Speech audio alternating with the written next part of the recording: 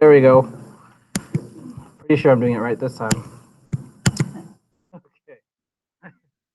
Yeah, because last week I recorded my belly, so my belly button. All right, and it wasn't the first. It's not the first time too I did that.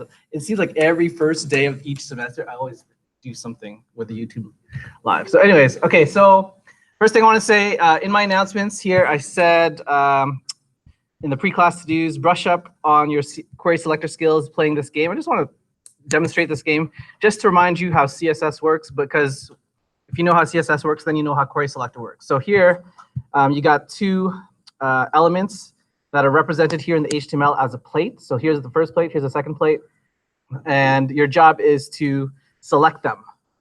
So in CSS, how would you do that?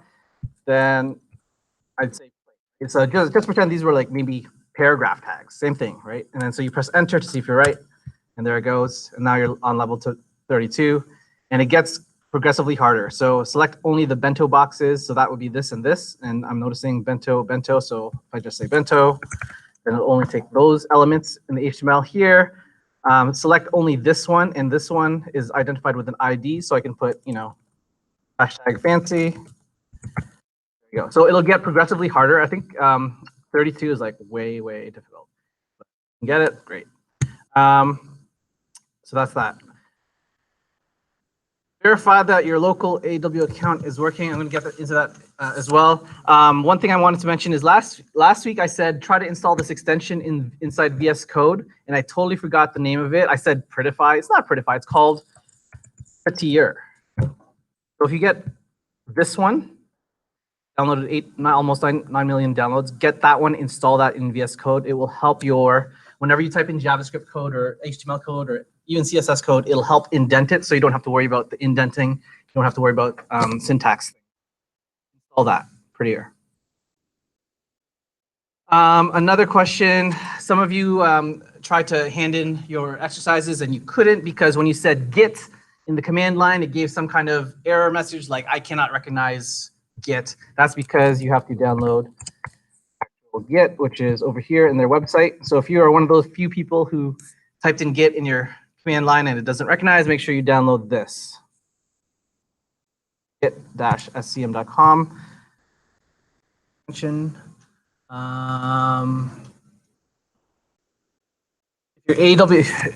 your AWS isn't working, make sure you email cstech@georgiancollege.ca because you'll need that to hand in your stuff this week. One thing I did want to mention is in your grades, the way I do my final grades in Blackboard is probably different from all of your other courses. All of your other courses, if you're doing your exercises and labs, you'll probably see like, oh, I'm trending 100%. Not my class. It's basically you do your stuff, you get the marks, and that mark goes in your final grade column, which you'll notice. So those of you who have handed all your stuff so far, which is your quiz, in-class exercises, and lab, your maximum mark now is 3%. So you'll notice your final grade is 3%.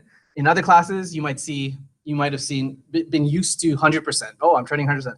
But I think that's a false positive. So whatever you see in final grade, that's what you get for your final grade. Okay, that column will never go down, right? Because I know when I was a student here, I would see 89%. Oh, that's good. And then I'd fail something or not do well something. That oh, I'm not 60 something, right? So that's why I like just the final grade that never goes down. So it's true. Just a note when I'm assigning these quizzes, like quiz 1, for example, note that once the due date has passed, you won't be able to do this quiz. You can still hand in-class exercises if they're late and labs if they're late. Just keep in mind, based on the syllabus, 10% per day late, okay? So I know a couple of you have emailed me, hey, I have work, whatever. Okay, I give you an exception this time, but next time it'll just be the regular 10% day late. Okay. Feedback for exercise. I marked all of your exercises, and I did want to mention a couple of cool things. I think Connor, where's Connor? No, you did a great job. So what Connor did was, and I don't have it here, but every time you put your number to guess and clicked on the button to submit, he would automatically clear the field, so that field is is blank. So that's one thing that you could do. And anything extra like that you throw into your labs and exercises, I'll give you like a 0.1 bonus because it's something I never taught in class, but it's something that you thought about deeply and you put it in. So that shows me you care. You care, you get bonus. Another thing is the dot focus. Let me see if I can do this on Bing's website. Let me guess. Hold on. Why is? Give me a second. Give me a second. I expected my other screen to say something, and it's not. And I think I didn't upload something.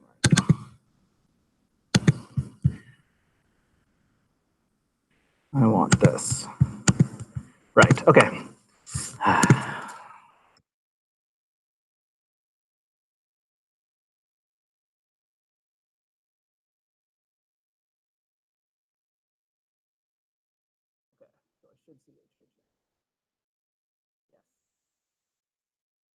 Right. Okay. Good. What did I want to say? I wanted to.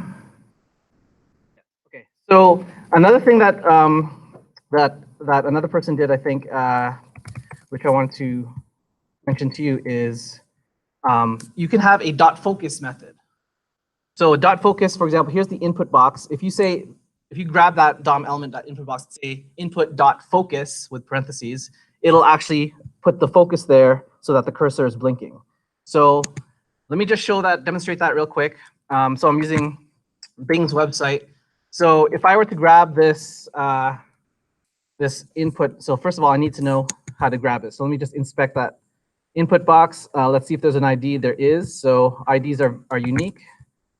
Anyway, so let me grab that. So I'll say var input box equals document.query selector. And inside there, I'll have hashtag that. So I should now see that input box. Yes, see, it's highlighting, so I have it. So basically, if you say input box dot focus, then the cursor. Okay, now the reason why it's not working because right now I'm working in the console, so my cursor is here. So what I need to do is I need to kind of bypass that. And what I'm going to do is I'm going to trick the system by running my code 3 seconds after the fact. So I'm going to run some code here, and then I'm going to immediately click here so that the focus is somewhere on the page, but not on the input box. And then after 3 seconds, you're going to see the cursor appear. So let me just trick it for a second with the set timeout. In JavaScript, you have something called set timeout, which can run your code after some seconds. So let me just, I want to run my input box.focus, run that after 3,000 milliseconds. So I'm gonna, as soon as I press enter, it's running. I'm gonna click here so the focus is no longer on the console, and then you should see the cursor here. So let's try that out. Enter, click, 2, 3, there it is. It's flashing. Input.focus, I just wanted to mention that real quick. Also, I mentioned in the video, which I didn't demonstrate in class, is that you can change CSS styles as well. So, for example, if I want to take this little avatar icon here, let's inspect that for a second. So this has an ID of ID_A. So let's grab that. Let's say var icon equals.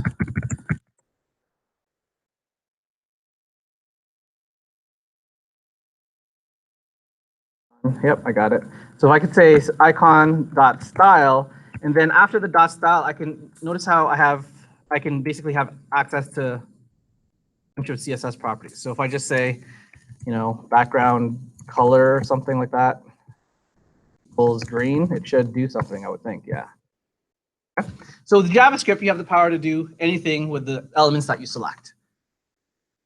What else did I want to say? Oh, right, I wanted to get that. So again, during class, you have this link here for the form, which I shall open on another screen so that you can ask me questions. What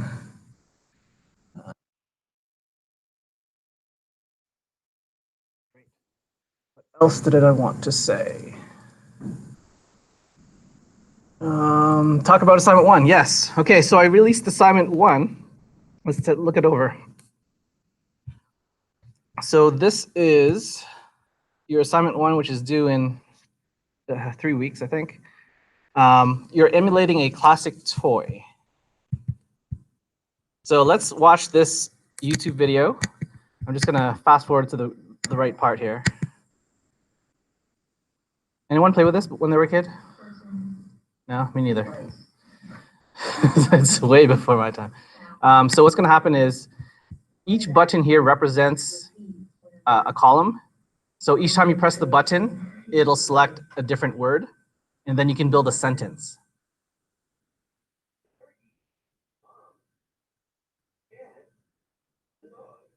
So notice each time you press the purple button, it's just going through the thing. And basically that means you're selecting the word you want. And at the very end, you get a button at the very end that says, read your sentence. Where is it here?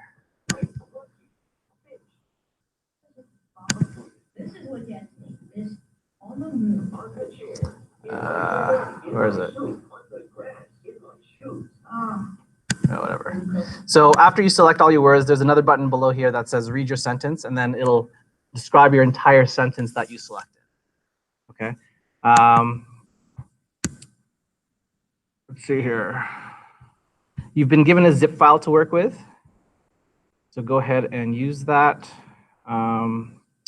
In terms of any assignment that you get, not even just from my class, but every class, just scroll down to see the rubric, because that's where the marks are coming from. So you're not surprised if you're docked marks. So just look at how I'll be grading this. There's a couple of things here that are a little bit subjective in terms of creativity, but basically, for example, this one here, are there additional features that go beyond what's required? Are there innovative features? I'm going to use this list here where it says take it further. This is the 5. This is where the 5 comes from. So if you do something extra, you'll get 1 mark for both rows here.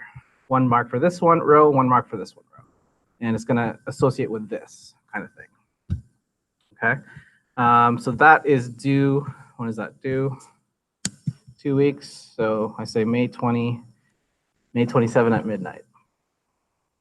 Okay. What else did I want to say? Oh yeah, I found. Remember last week I was trying to find this graphic and I found it. So JavaScript module.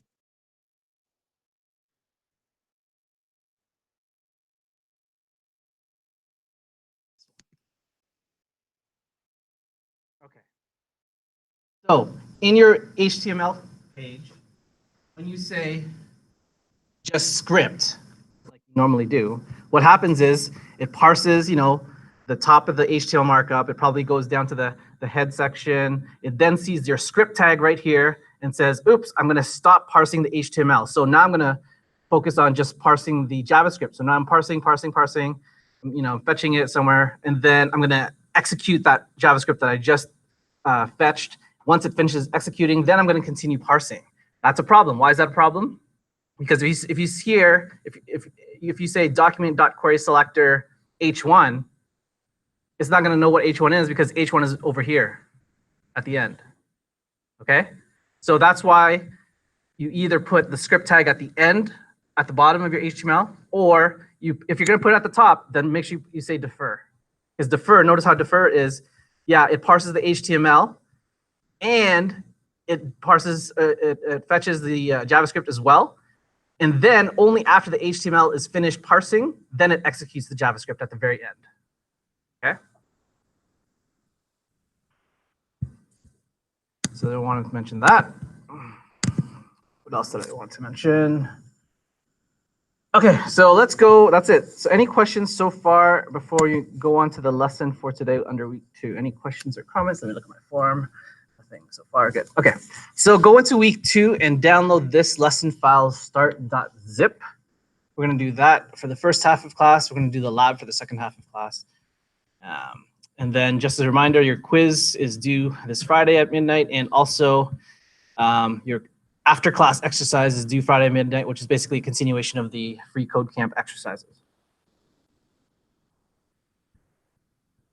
Okay, so once you've downloaded the lesson file start zip, let's do that. We're going to start with variables. So if you found last week rather fast-paced for JavaScript. Hopefully, you'll find this stuff rather basic, but I'm just gonna still try to throw in some stuff there that'll be interesting, which makes JavaScript more interesting than other languages, I think. Okay, declaring variables. The only thing I want to say is make sure your variable names are syntactically correct, meaning avoid reserved keywords, and your variable name cannot start with a number. Okay, so you can't say var9. You can't say var9. Okay, you have to say some kind of alphanumeric thing like that. Or then you can add in your 9 or digits after the fact. You can also start with an underscore, believe it or not, but this is really reserved for more techie things, so try not to use that. So that's basically it for step 1 there for declaring variables. And you'll find a lot of this stuff is really basic because you're already used to Java, so a lot of this stuff is, you should know this. Initializing variables. So earlier when I just said, var name, this by itself is, I'm just declaring it, but I'm not initializing it. So in order to initialize it, I have to assign some kind of value, whatever. So now that's initialization. Let me just double check something here. Oh, yeah. Okay, so now let me mention this one thing in step 3, and then I'll mention the interesting thing. Okay, so actually, hold on. No, I'm going to do the interesting thing now. So I'm going to quickly create a web page, just an index.html. So check this out. You don't have to do this, just watch. Whoops. Index. Oh. Okay. By the way, in Visual Studio Code, you say Shift-1, which is your exclamation mark. So if you put your exclamation mark and then press Tab, in Visual Studio Code, it immediately gives you a structure for HTML. So you don't have to bother with reading the whole thing.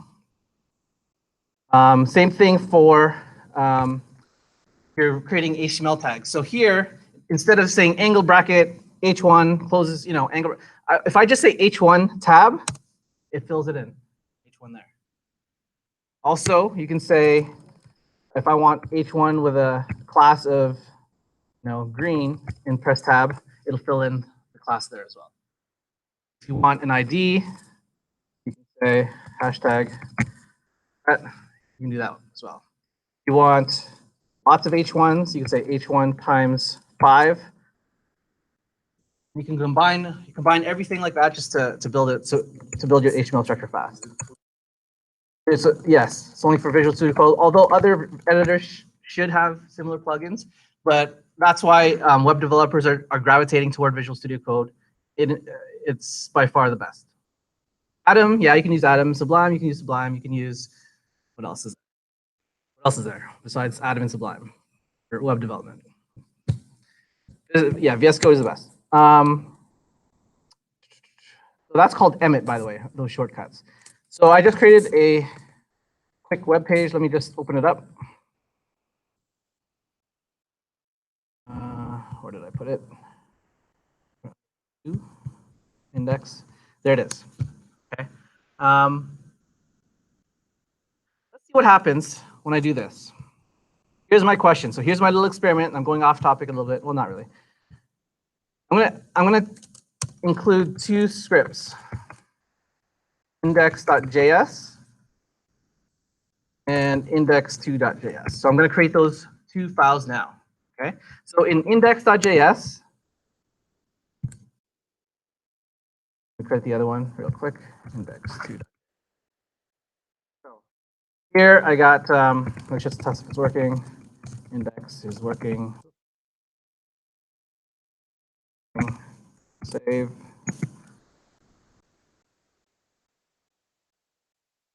So if I load the page, you should see Control Shift. Okay, there it is. Okay, so it's connected. I'm good. Here's a question I have for you. I say this: var a equals apple, in this one. In the second one, I say this, var a equals pair. Then I'm going to refresh. I say console log a. Show of hands, who thinks it'll be Apple? Who thinks it'll be pair? Okay, here it is, moment of truth. Log a. Does that make sense? However, so what's happening here is, oh yes, thank you for running to zoom, because I always forget the zooming part. I'll zoom that one. I'll zoom the console as well. Is that good enough? Yeah, okay. So that kind of makes sense, because when this script parses and executes, it executes before this one. So this is parsed and execute, then this is parsed and execute. Right, so then this variable gets overwritten by this variable. Question: is that safe?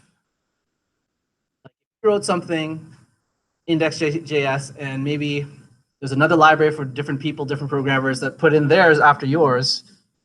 Can you see how that could wreak havoc? Yes, that could wreak havoc. And there is a solution to that, but we'll get into that later. Okay, so back to our regular schedule program.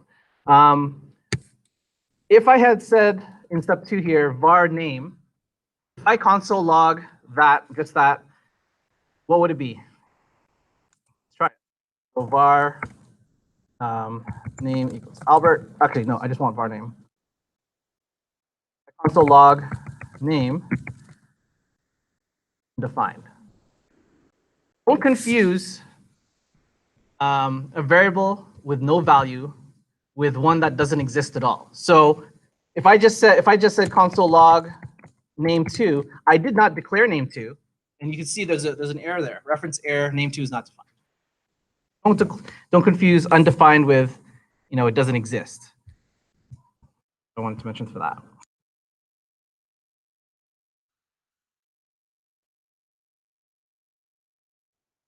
Updating variables. Once a variable has been declared, this can be done anytime. Right. Okay. So let me clear this for a second. In Java, you've probably been told this: when you declare a variable, right, then only after you've declared it can you then use it. Right? You can say b++, whatever. Right? And you've probably been told in that same class, you can't do that in the other way around. If I were to say C++ here and then say var C, Java would give you an error during compilation, yes? However, in JavaScript, it's okay. So what's happening here is, let's try this. If I said console log whatever, output. Okay, currently that does not exist. Only after the fact. If I run this right now, you can see the result of, so I'm opening variables.html, right? Maybe I should, yeah. That up. Let's start variables.html. Where am I? Am I opening the right one here? Week 2? Week 2? Yes. Hold on. It says undefined there. What does? Oh, shoot, undefined.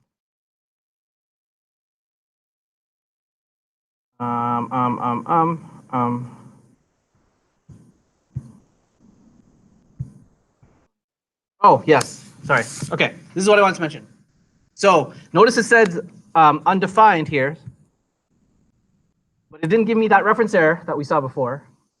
So that means it is existing at that point in time, right? So at this moment of execution, output number does exist, because what's really happening under the hood in the compilation process of the browser is the browser sees this code, it takes this, it kind of cuts it, it kind of puts it above everything, all the other code. So it's declared, and then on this line, it actually does this. The compilation process does this. That's what's happening under the hood. Okay. So anytime in JavaScript you declare using var, it's actually doing something called hoisting, which can trip people up. So output number does exist because under the hood, it's really moving your statement up here, but then for the equals part, it puts it where it belongs. Okay. So that could trip people up. I'm going to say real quickly, that is why with the new modern JavaScript called ES6, people are now recommended never to use var anymore, but rather to use either let or const. Okay. I'll stick to var for now, only because this is comp 1073. If you ever get me in the future courses, I'll be using the ES6 stuff. Also, here's another sidetrack thing I want to mention. Anytime you say var anything, okay, what's really happening under the hood? So try this in your console right now. Just open up any page, type in var whatever equals whatever, and then type in this command, window, and then press enter.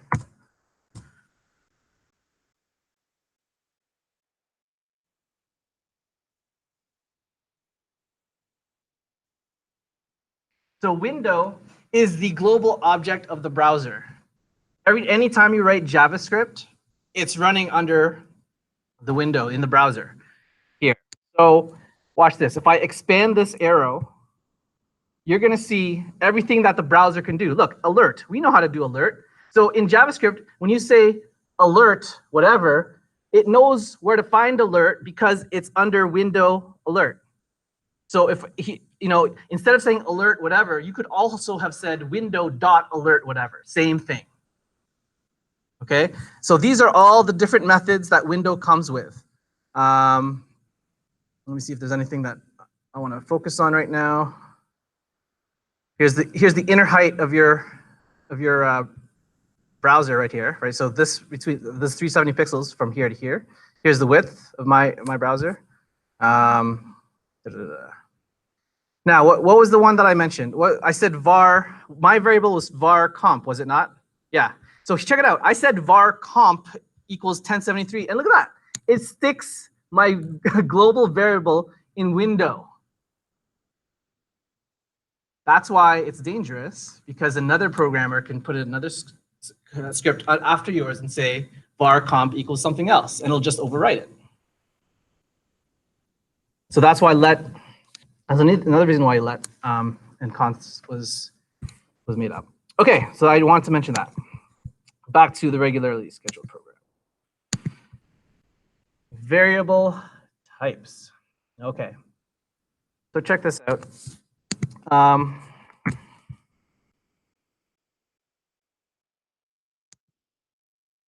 going to say var a. If I just say var a, enter, okay, it's undefined as expected. How can you test the type of any variable in JavaScript? The answer is type of command. So type of, and then you put in the variable, and it'll give you one of 6 primitive types. There's only 6, or actually now 7, primitive types in JavaScript. There's string, number, Boolean, undefined, null, and later an ESX symbol, which I still don't need.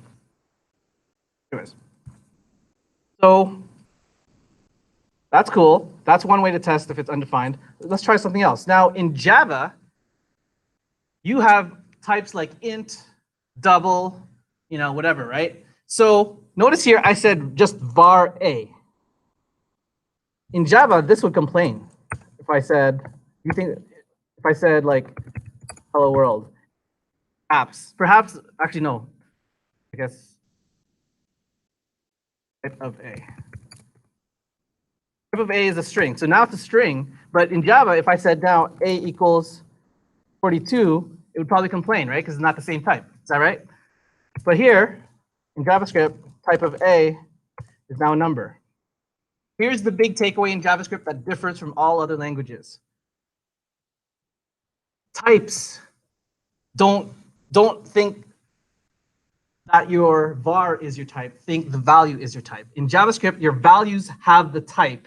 The var is just the container for whatever is there. Okay? Because notice how, again, that A is holding different kinds of types. Also notice every time I say type of command, it gives me an actual string. Double quote, whatever it is, double quote. Keep that in mind. If I said A equals true, and said type of A, it'll give me Boolean. Again, this is another primitive type of JavaScript. Boolean, number, string, undefined. Try another one, A equals null. Now here's where it gets a little confusing. If I said type of A, it gives me an object. This is a bug. Okay. The person who created this should not have done that. However, it's been so ingrained for the longest time that you can't fix it now. So people's applications will crash if you try to fix it now. But that is a bug. If you can say A equals undefined, and type of A, it'll be undefined, another primitive type. And if I could say this, A equals some object. Now this is new for you, kind of. It's a type of A object.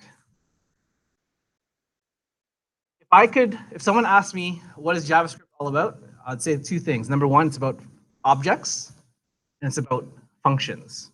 So for example, when I said, let's try this, type of window. Window was one of those commands that we just typed in a second ago. It's also an object. Because when we typed in window, you got all of this stuff that came inside it, right? Well, what if I do the same thing with the object that I just said here, A? So if I just say A, I should see all the stuff in it too. There. Objects are very powerful in JavaScript.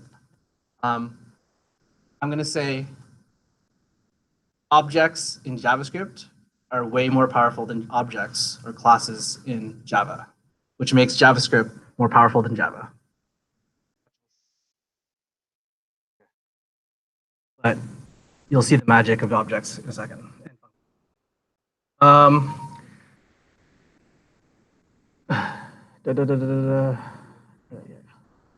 Yes.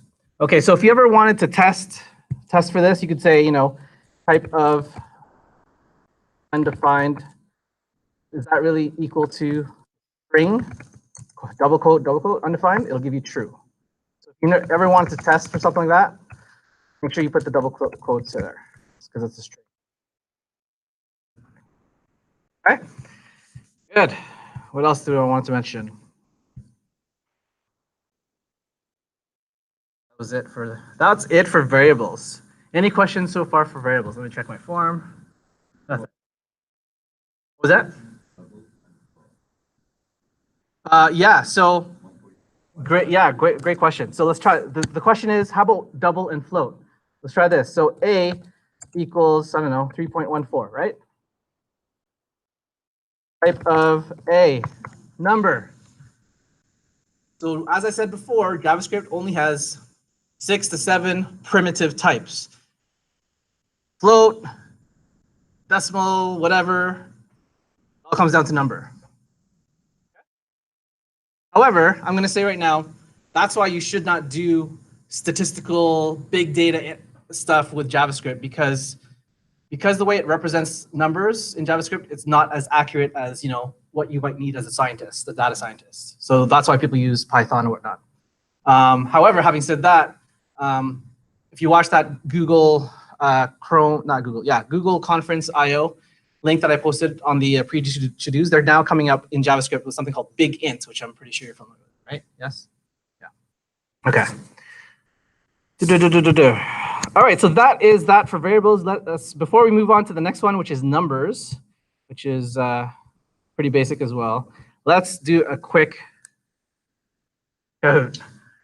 Now, so you have another chance for stickers here. But now, what I've done is I've gathered errors, actual errors from you guys.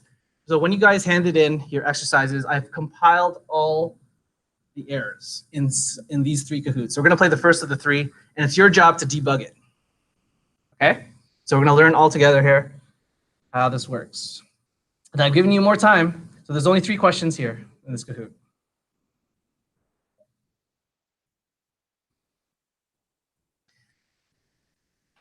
I know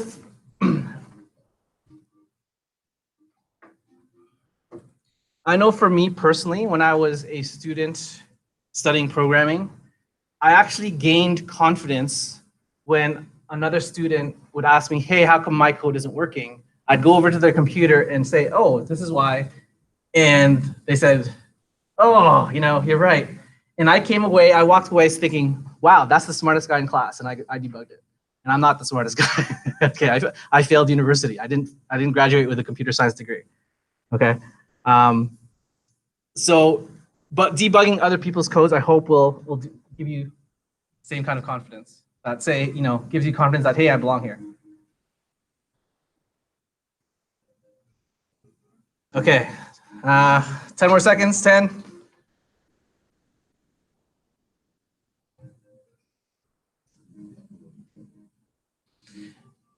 Make sure you read all the answers carefully, right? Just like how my other Kahoot, I tricked you with a capital S and whatnot. Read all the answers carefully. All right, here we go. 3, 2, 1, start.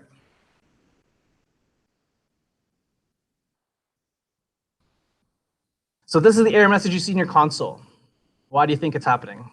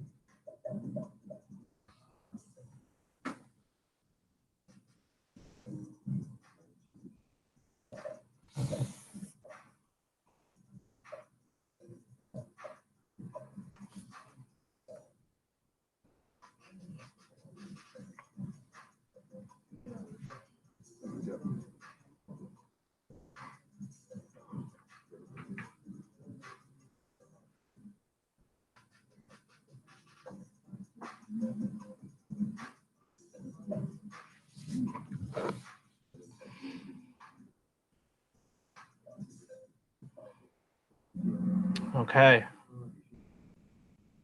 The correct answer is a button with an ID of reset is missing. So let's walk through this for a second.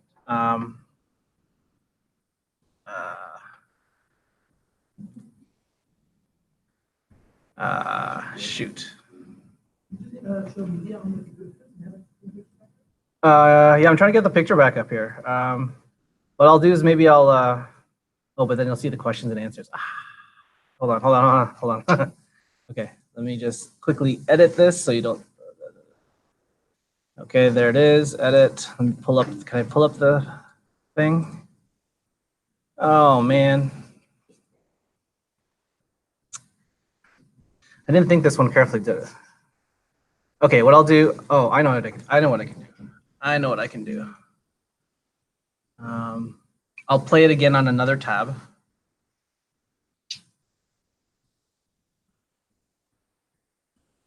Again, Kahoots. Yeah, this one played. Don't log into this one. This is me. Wait, game options. Can I say game options here? No. Okay. Oh shoot. Oh man. That's not. I didn't want that. I wanted preview. Can I preview it? Can I preview this?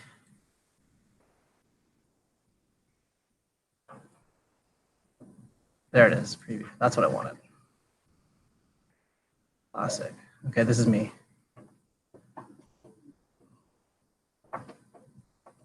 40010. Okay, start. Okay, let's get rid of the sound for a second. Okay, so check this out. Here we go. So the error is there's a null. So it's not, something is not being initialized. So whenever you see null, the trick is look for this line number in the code. Line 12 in my code is this. So it's saying this method is trying to run, but it can't run because the thing to the left of the dot is null. So this reset is null. So now you have to think, okay, where is this being defined? It's being defined in line 11. So what could possibly go wrong in this line? It looks syntactically correct. The answer is, it turns out, you have to investigate if this exists. This ID should exist in the HTML. Let's look at the HTML. Here's the HTML. Where do you see an ID of reset?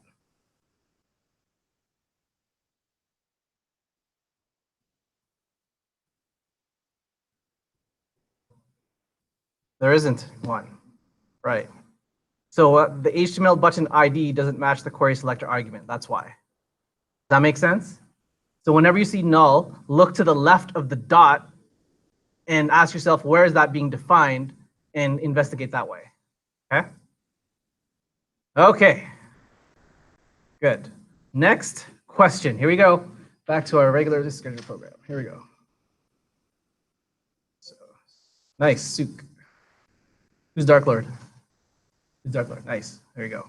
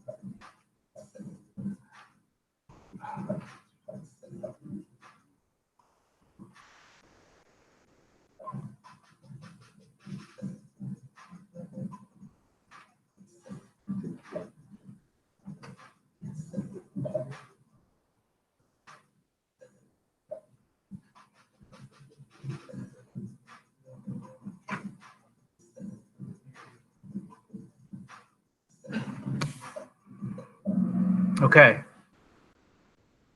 There are 3 correct answers here. So if you chose any of these 3, you're right. There's something totally wrong with that code.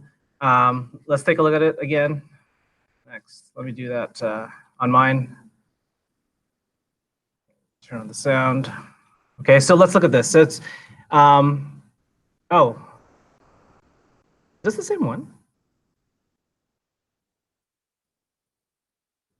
It's not. I'm playing a totally different one. What is this? You're playing debug 2 for us, but debug 1 for the... Oh my gosh. Okay. Oh my gosh. Okay. Anyways, yeah. So you probably saw that function name.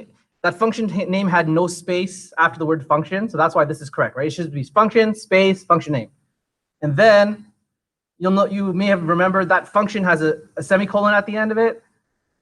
No, that's only if you're calling the function, but right now you're defining the function. So function name space, sorry, function space function name, squiggly bracket, define your functions, and squiggly bracket, right? So there should be no semicolon at the end of that. This is correct too, because again, without the space there, this doesn't apply. Now, yes, you're right. Document is misspelled. However, that's another error. So the error message that you saw is not associated with this error. But you're right. Document is misspelled. So had you fixed all of this other errors, then you would have seen this one. Okay. Last question. Maybe I can talk through this one as well. This should be in quotes, if. It's not recognizing this, I, capital I, F.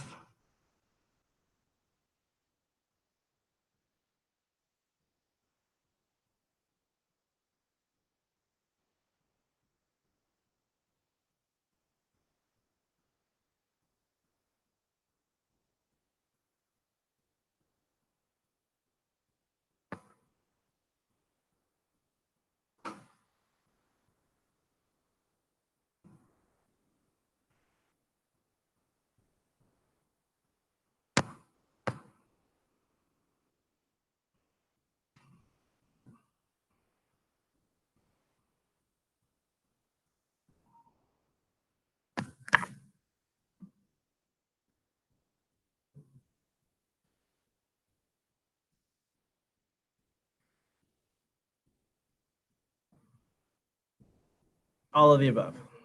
Okay. Okay. So that if should not, that capital I case sensitivity, remember? So there's no such thing as capital IF in JavaScript. That doesn't recognize that. If you had a small case I, then you'd get a different answer. And also all of this is correct. So there's just it was a mess. But basically, let's use the winner. Connor, Dark Lord, and Dashes. Who's the Dashes? Okay. All right, come and get one laptop sticker each. And let's move on.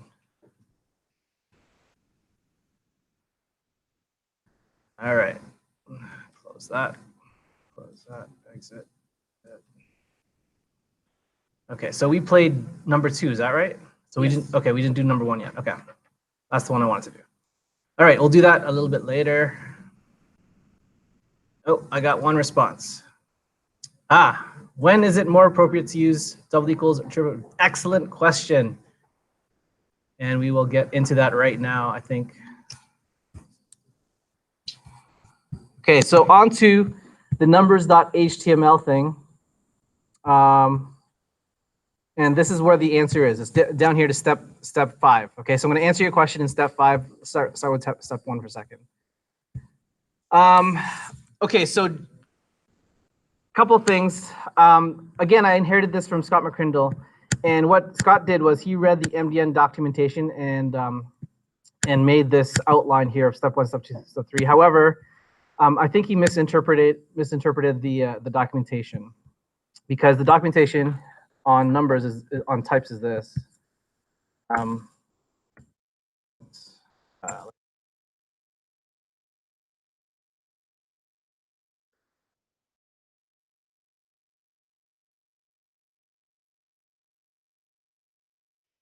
Where'd it go?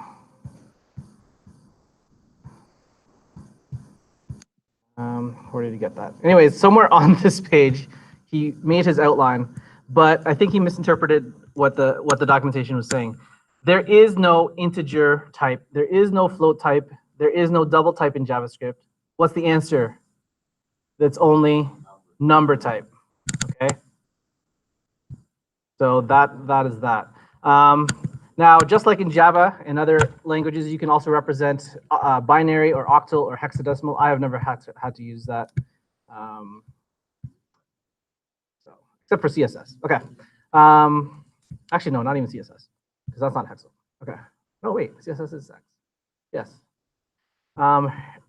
Arithmetic operators, step 2. I mean, this is pretty basic. It's the same as Java. So you could have a var a equals 0. You can have a plus 1. Console log a plus 1. Same thing. Basic. You can have a minus 1. A times 1. A divided by 1. Have you ever used this one? The modulo. Show of hands who's used modulo before in other classes. Then you know it's about the remainder. And only relatively recently has JavaScript now have the exponential thing, right? You have exponents in Java, right? And it looks like this, yes? So JavaScript recently got that. So that's it for arithmetic operators. It follows the same rules as bedmass, right? Brackets. What does E stand for again? Exponents. It's so long, right? Division, multiplication, then addition and subtraction. Okay, yeah. So just like in Java, it follows bedmass. I don't know what to say about that, but there is one quiz question in your quiz that will give you something like this, and you have to figure out in your head, okay, which takes more precedence? Is it the multiplication? Is it the addition? That kind of thing. So just keep in mind the operator precedence, just like bedmass. Use parentheses. Yeah, use parentheses if you want to do something first before it does the more precedent operators. Also have things like this, a++, which obviously has 2. However, let me ask you this: what is the difference between a++ and ++a? Say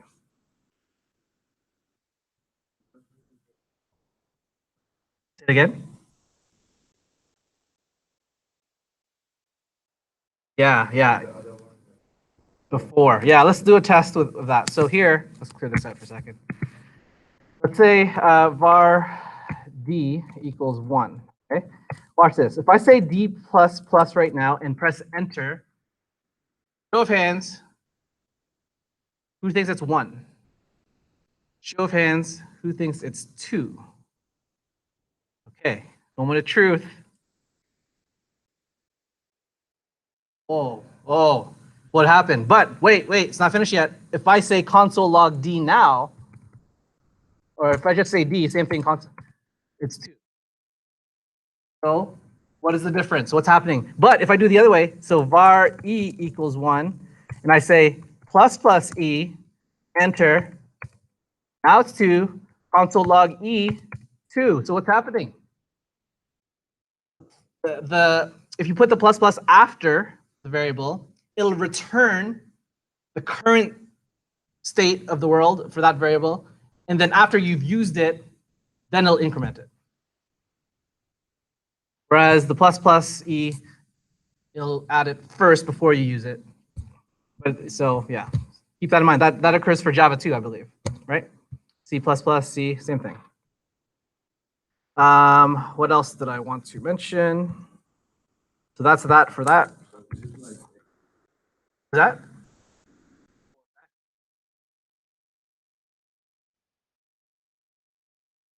Yeah, it runs it. So when are you talking about this when I press enter? Yeah. So as I'm typing in the code and press enter, JavaScript is executed. So that line is being executed right there, live right now. Right. No? It already did the plus plus before. So E started with 1. No, no. Right? It's just like, yeah, makes sense? Okay. Okay. You cannot increment a number directly. Oh yeah, so this statement just means you can't do silly things like this, 2 plus plus. You can't, that doesn't work. Okay, and same thing in Java. You have assignment where, say A equals 2, that's an assignment. Or just like in Java, you can say A plus equals 2. What does that really mean? A equals what? A plus 2. So you can have plus equals 2, you can have minus equals 2, you can have times equals 2, you can have divide equals 2. Same things as other languages. I would expect you to know that already. Now here, this, step 5, this is where people get tripped up and hate JavaScript. They don't understand this. So I'm going to try to explain this.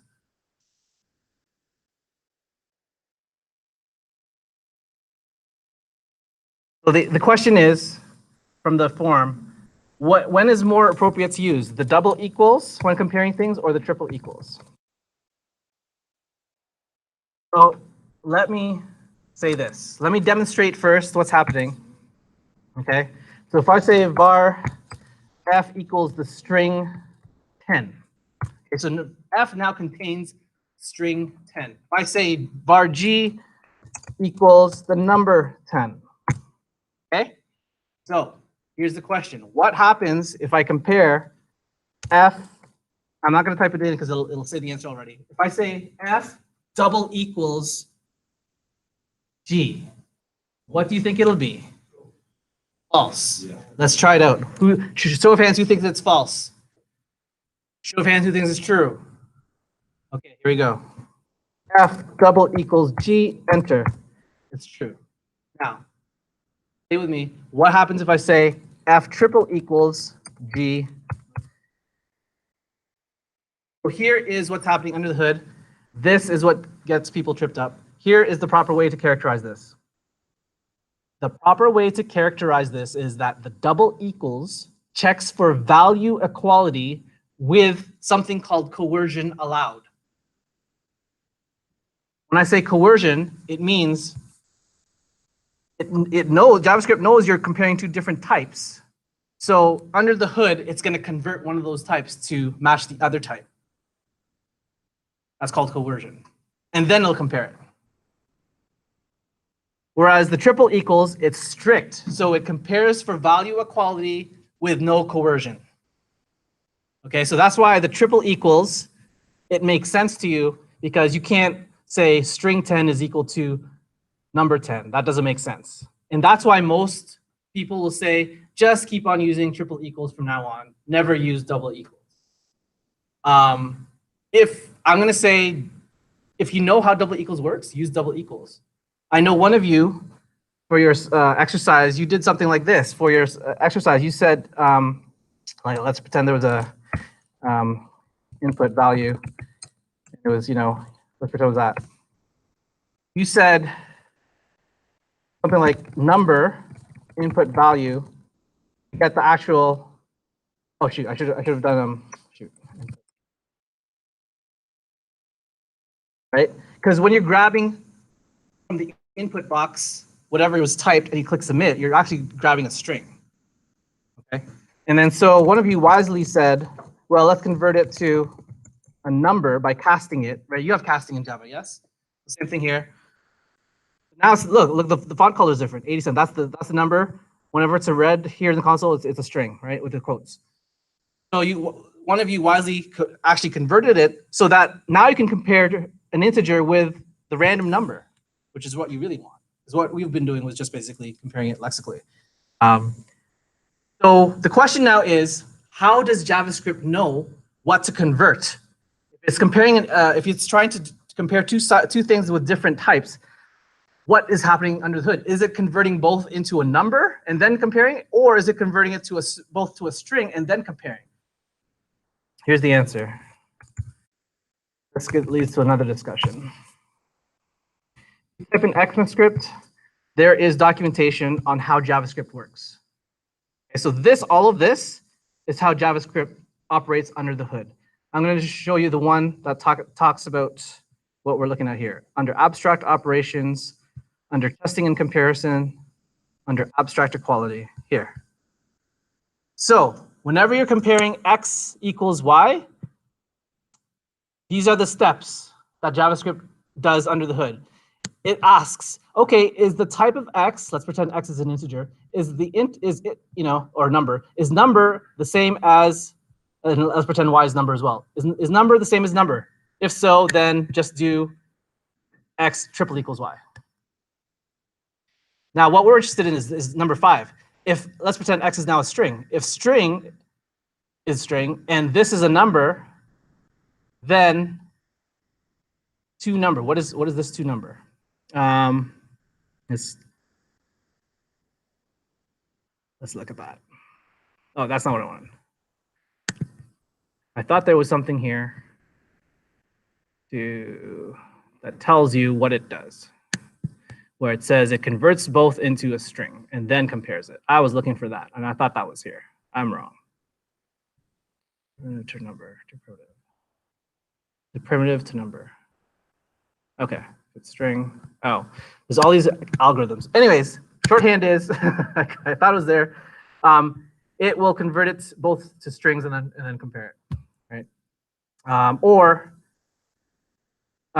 it really depends. So yeah. Anyways, there is something that happens under the hood. If you want to read up about it, you can look up ECMAScript.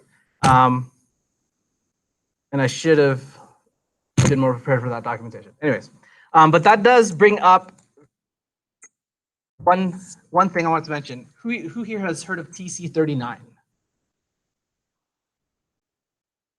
So TC39 is the organization responsible for this whole standards of how JavaScript is developed. So JavaScript is an implementation of ECMAScript. That's why you might hear the name ECMAScript floating around. ECMAScript is the standard of how languages that want to adopt ECMAScript should behave. So JavaScript is just one example of ECMAScript. Another one used to be ActionScript, which is better known as Flash. That's dead now. So now it's just JavaScript. So TC39 is the company that oversees ECMAScript. They have the power to change the language of JavaScript. And that's why every year JavaScript keeps getting better and changing, because they always change. Okay. Okay. So that is that. I think everything else, with the greater than, less than. What else was that? Less than, greater than. Y'all know that, right? Any other questions? Here. Nope. Okay. All right. Time for. So no, we're going to move on to strings in a second. Before that, let's do the debug one. Okay. So debug one. Here we go. Play classic.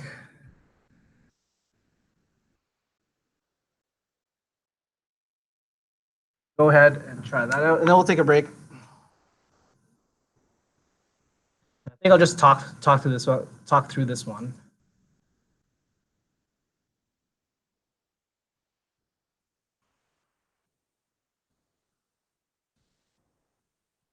So again, these are actual student work that I've compiled.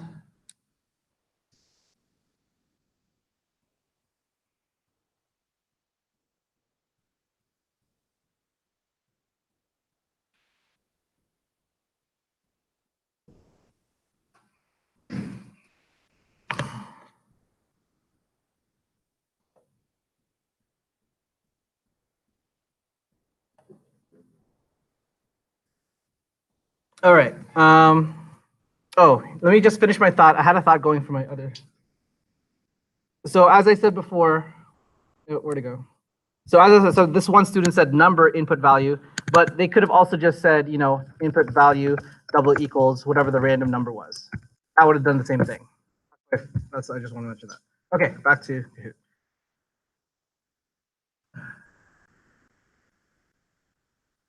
Okay, here we go. 3 seconds. 3, 2. Questions again. I'll try to talk through this one as well. So, okay, I think I went over this the first time. So look at to the left of the dot. You should all know the answer because I went over this mistakenly.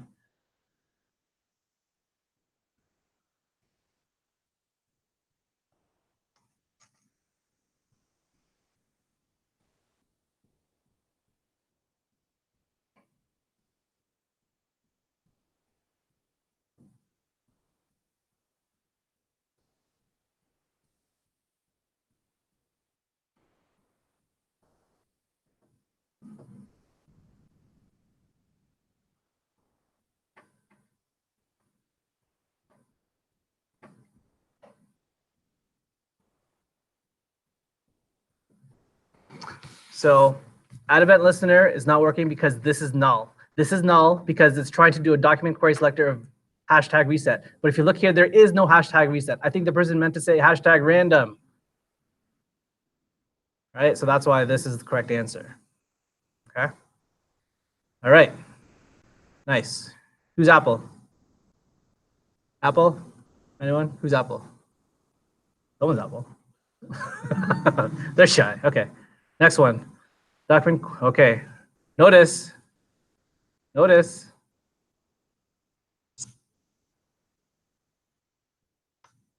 the mistake is right here.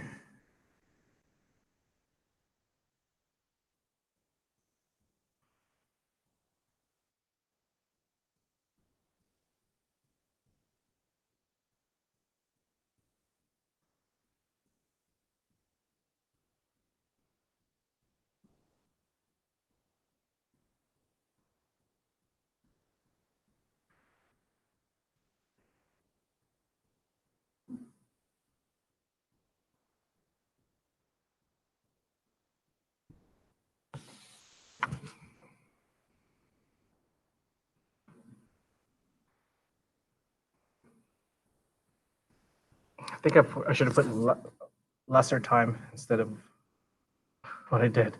Yes. Command query selector has an extra R. Okay. And this is where some of your plugins and extensions in VS Code can help. Like if you notice when I type code up here using VS Code, notice how it's very fast because I actually don't type the whole thing. I just say, if I'm typing document query selector, I'll say DOCU tab. That'll give me document dot QUER. And if I say tab, it usually is query selector. So that's the way I do it. Last question.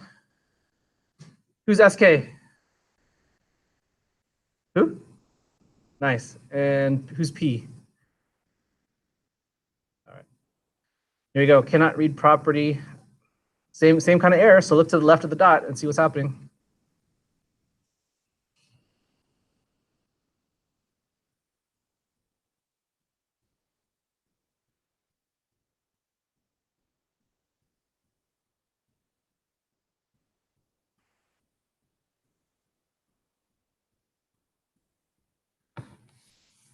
Okay, so same kind of error. You see line 4, so you go to line 4. There's line 4, right? Null, that means this method is trying to do something on the null. So this is trying to do something, but it can't because guess button is null. So now you have to ask yourself, why is guess button null? Where is guess button being defined? It's being defined up here. This looks syntactically correct. What could possibly go wrong? Maybe it's this one. Maybe there's no such thing as hashtag guess. So now you're looking at the HTML. Where's the hashtag guess? There is none. So what's the answer? Yeah, it's this one. Okay, does that make sense? Next, so the winner, Connor, Tess and Ace, congratulations. Who's Tess? I don't know Tess. All right, grab yourself one laptop sticker up here and we'll take a break for 20 minutes. Come back in 20.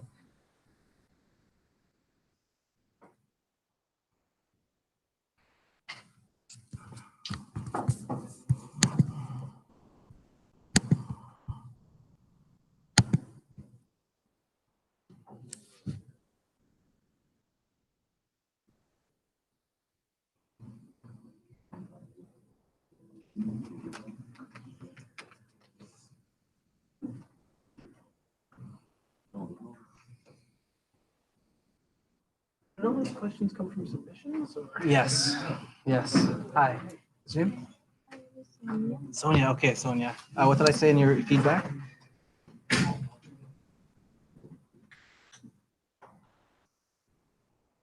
Okay. Yes. Yeah, there's lots of mistakes there. Let me see if I can. Okay, so what I'm going to give you a chance to do is, now that I went through some of the debugging, like, did you understand the debugging thing? A little. Only a little bit? Because I was going to say I can offer you another chance to do it and get full marks, okay?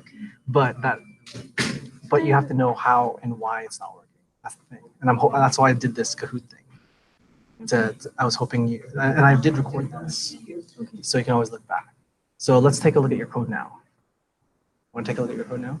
And these exercises I also complete and using. Oh yeah. Go. Oh, show me your free code camp because it's still showing.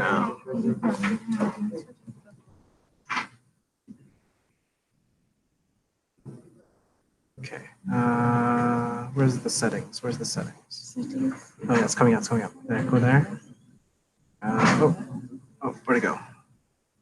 Oh, where'd it go? Settings. Oh, go here. Go there. I do again. Yeah, I'll take a second. See, this is what I see. Oh. I do it lots of time, but you again say it's not showing. Yeah, this should all be here. Public. Yes, this one public. This public. This one certificates. Sure, public. Yeah, that's what I'm saying. Is that in my comments I said make these public. That's what I'm saying. And timeline public. Okay, save that. Okay, click it. No, wrong one. Okay, now no. I think is there a save button or a submit button down below? No. I think confirm the email then. I don't think so. Like scroll down for a second. Okay. Yeah, type in your thing.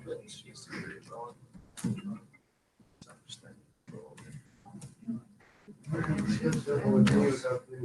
save it. Changes in setting detected. Really? Yeah, I came to. Scroll down. Scroll to the very bottom. Go to the very bottom. Very bottom. Is there a save button?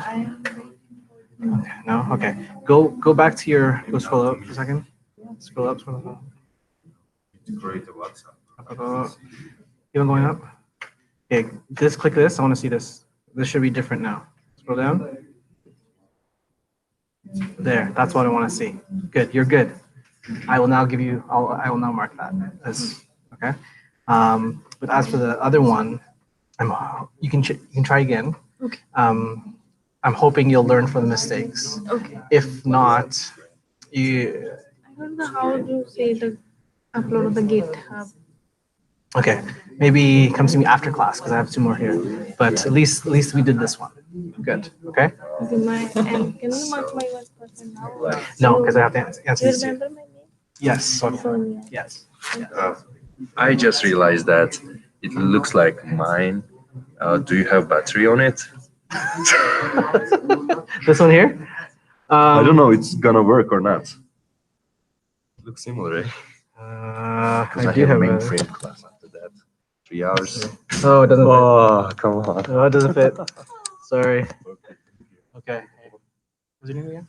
My name Sehi, How do you spell that? Sehee. Oh, okay. Yeah. Did you say someone got bonus mark? This because this number disappeared after clicking this. Okay. Yes. Why did you do the same thing? Yeah. And I missed I it. was just wondering. Okay, I give. Yes. So email me so I won't forget. Okay, so email me what you just told me so I won't forget. I'll give you like 0.1. Thank you. Yeah.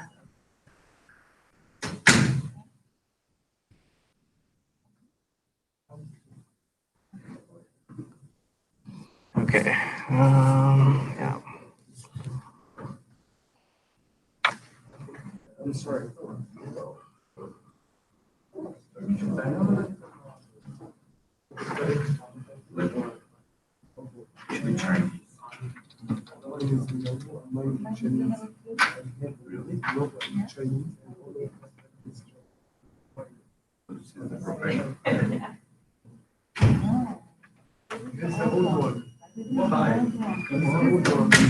on, look at this.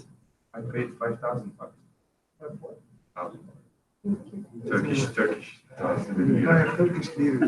It's 1,000.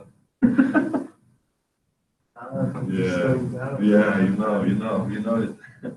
Going towards Lula. Yeah, almost same as Ukraine. One of the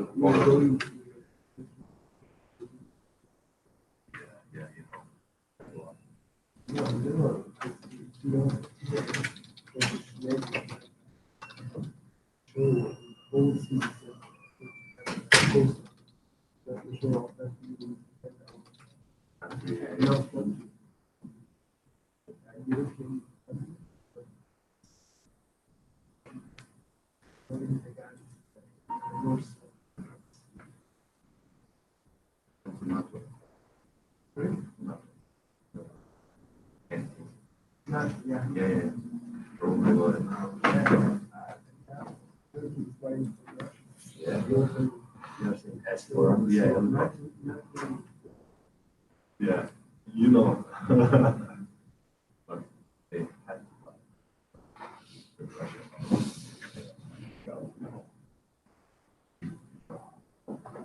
two years ago.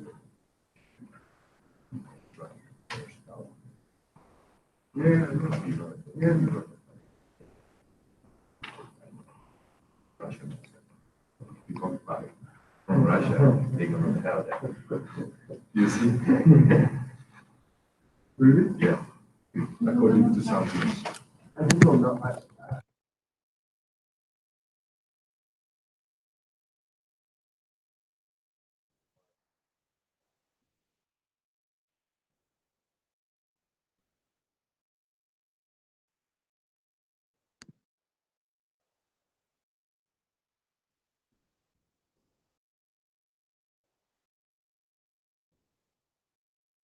Oh, right. That's what I wanted. I just read it wrong. Yeah, so changes. Okay. Yeah, I'll mention that in class. Yeah. So I just, when you're up here, you can't read. It's right there. So basically, if y is a string, it converts that y to a number. And then it compares number to a number. So it doesn't compare it to a string to a string.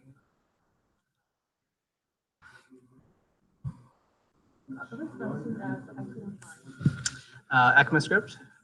Yeah, if you say ECMAScript, it's like the third link down, this one.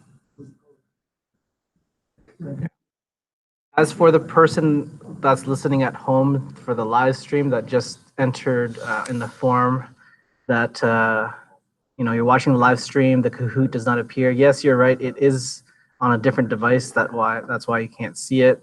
However, even if I did it on the same device, I think you wouldn't win only because I've noticed that YouTube Live is 30 seconds, has a 30-second delay. So by the time you answer, everyone else has already answered and we've moved on.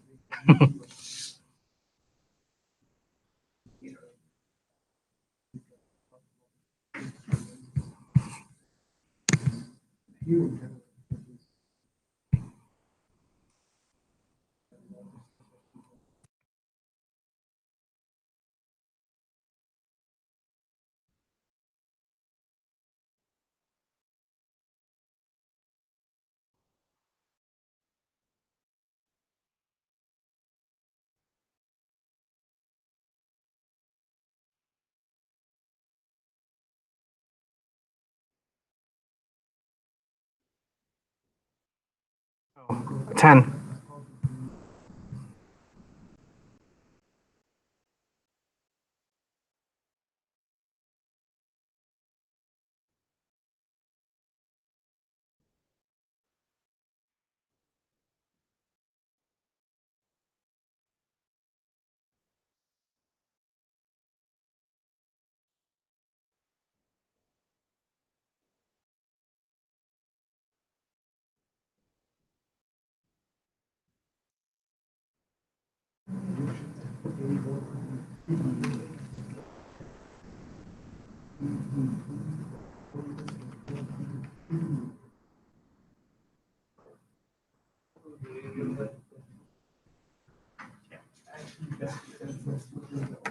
Are you wondering where I got that from? The timer? No.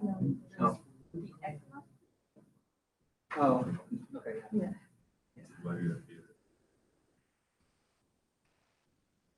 Nowadays, it's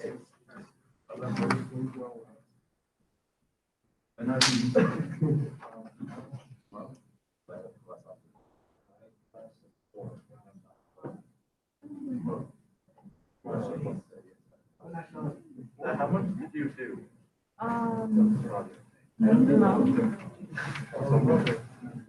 we just got to do.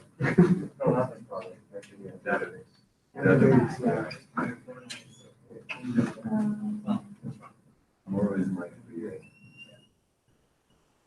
Just let me know. Let's create a WhatsApp. Use WhatsApp. It's easier.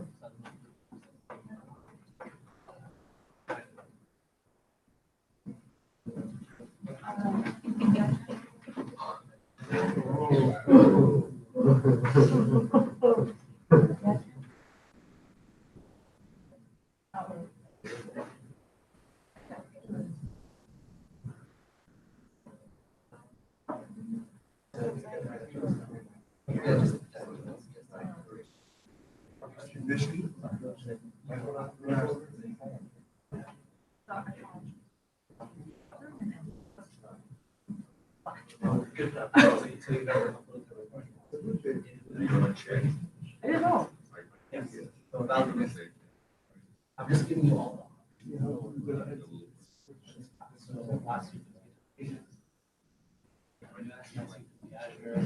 Week after that, then for the remainder of the semester.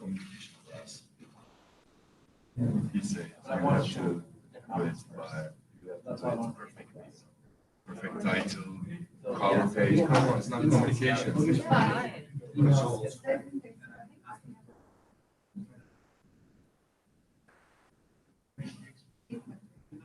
Our page builders, business life.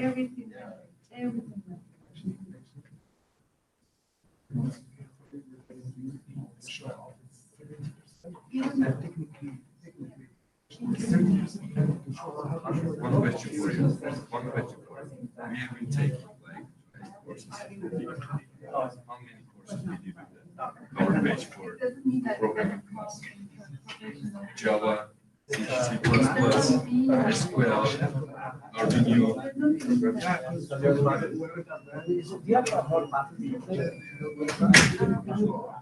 I think he expired. It's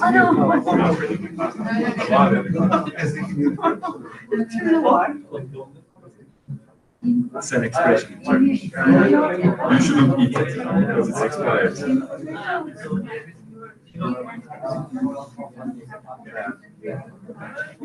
Okay, those are okay, but cover page is not. I never see cover page. Okay, but cover page, communication. I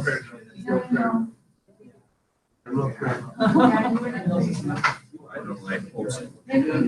I mean, teachers. Because one of my if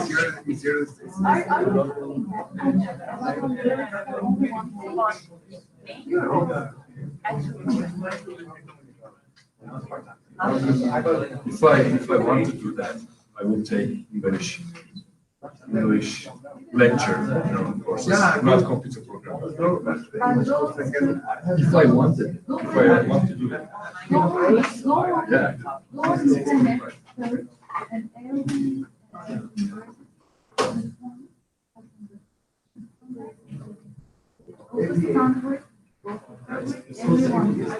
Everyone.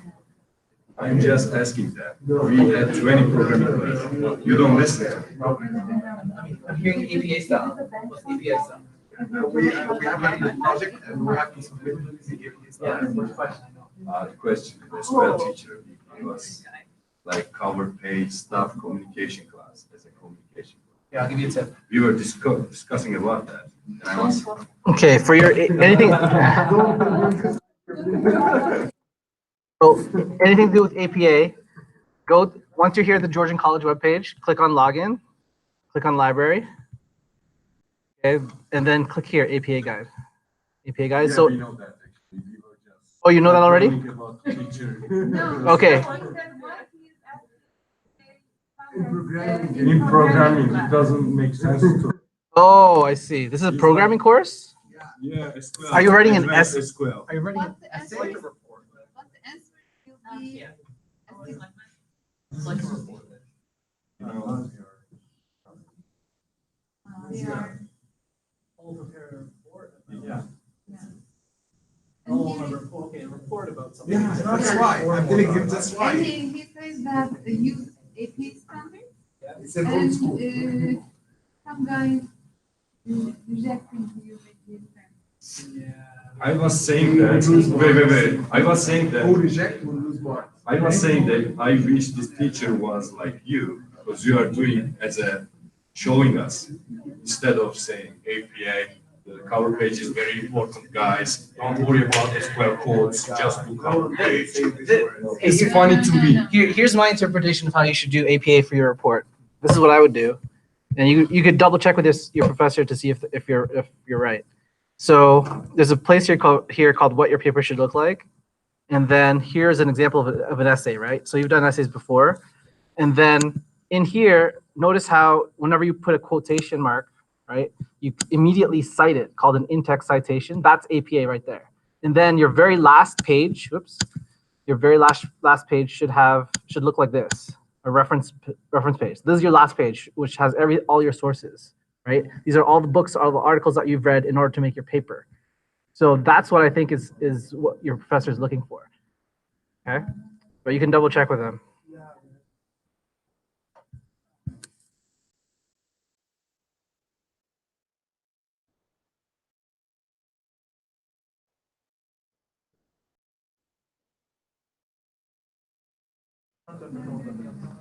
Yeah, this is our group, eh? Tigers.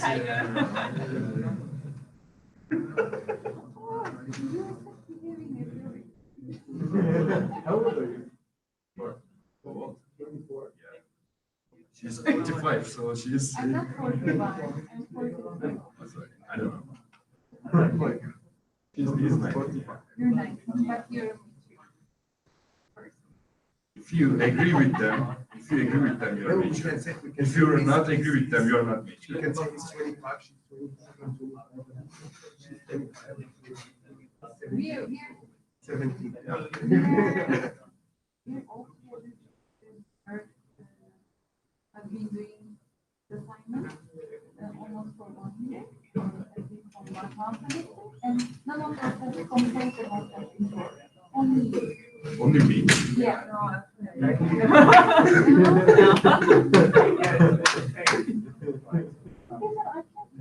I can't believe you. What is that? It's not about you. It's not that. What is that? You are telling me I'm joking? I can't believe you.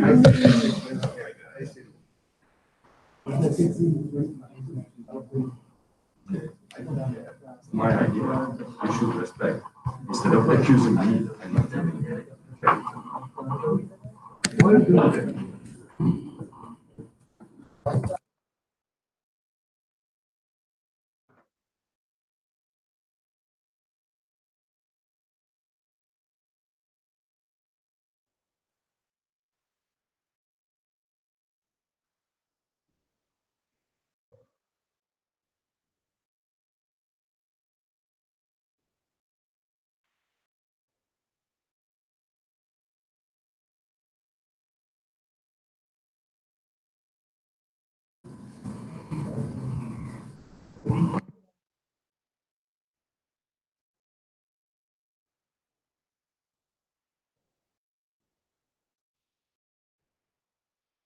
Okay. Let me go back because This funny thing is when you're presenting up here and you're standing in front of a crowd, you get slightly nervous, and then what you think you prepared for, like you're not seeing it, but the answer was right in front of my eyes when I was looking at the screen. So remember how I was saying if X is like the number 10 and if Y is the string 10, then I was trying to look for the answer before and I couldn't see it. The answer is right there. So it changes the string 10 to a number and then compares the number 10 to the number 10. That's how it is. So for example, again, if var a equals the string 10 and you say number a, it turns it into the number 10. So now you can compare numbers to numbers. Question, what happens if var a equals apple and you say number apple? It's NaN, which means not a number. And so it'll evaluate some true number, double equals, not a number, which will be false. That's that. Okay, let us move on to the next thing. Any questions so far? We're going to move on to this here, strings.html. And you know what? It's a lot of the same basic stuff, which I'm sure you've seen in Java. The only thing here is you may have noticed that JavaScript can use either double quotes or it can use single quotes. Just stick with one, although either would work. I'm going to throw here another one that you can do. This is related to modern JavaScript ES6. As of 2015, which is when ES6 came out, you can now do this, backtick. That is also a string. Why in the world are there 3 kinds of ways to do strings? I'm not going to go into that now, but just to be aware that you can. That's how to make a string. Escaping characters, you've probably seen this in Java too, where you have like, you're going to say like this, I'm using single quotes. And so here's the problem. The problem is in the word don't, I'm using a single quotation as well, which automatically ends the string. And now it doesn't know what to do with the T. So what's the answer to that in Java? Backward slash, what's that called? Escaping. So same thing in JavaScript. So if I'm doing double quotes and I'm saying the person said, and I need double quotes now, you know, hey, whatever. Now that screws it up too. So again, I can use backslash for that and the backslash for that. Okay, simple. Everyone knows that. Concatenation for strings. Everyone knows concatenation. It's basically the plus operator. So I could say RA equals the space plus, and then actually you could say the that plus maybe a space plus something, whatever. And when you say console log, it'll be the apple with a space in between. Right? Let's just make sure that's the case. Here, console log, paste it. There it is. Maybe I'll throw in something here. So I'm going off script now. The reason why you could use now backticks in ES6 is this.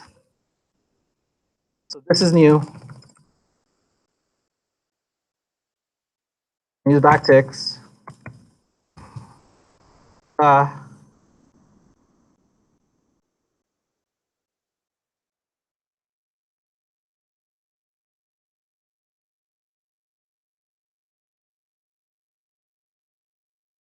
if I said this console, said A, there. So A is the red apple. This is new. So with the backticks, you can use something called the template literal. So this whole thing is called the template literal. This is how you get the variables in there. So the modern way to do concatenation or any kind of string where you need variables is no longer using the plus operator. It is using this kind of syntax.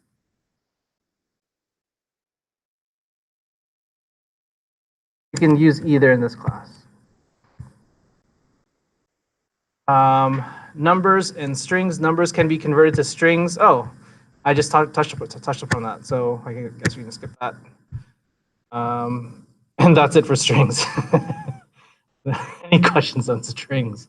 Again, it's very basic, right? And the final thing here is this one called string methods. So let's open that real quick. Right. Okay. So we have a string A, the red apple. In Java, if you declared some kind of string A equals, the red apple, could you say A dot length of that string? Could you say that? Would that work?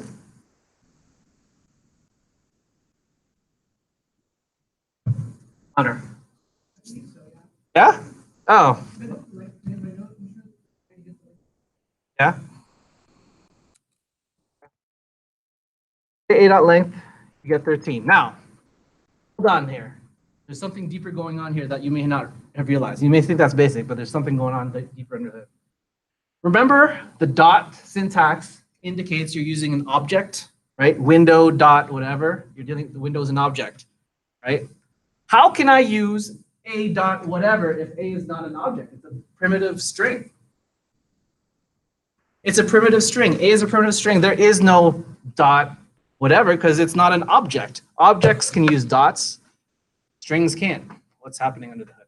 There's something deeper going on here. The answer is this. When it comes to strings in JavaScript,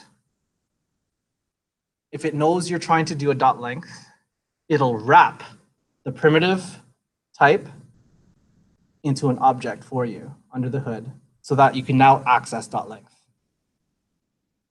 live. Okay?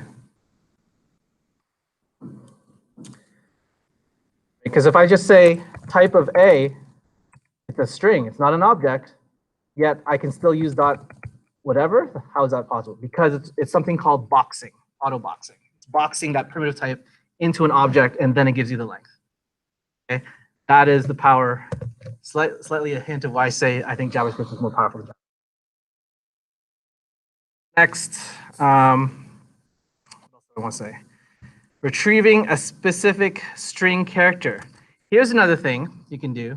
So A is the red apple. You can actually use A like an array. If I say with the brackets, the square brackets, and I give it like the number 3, number 4, enter.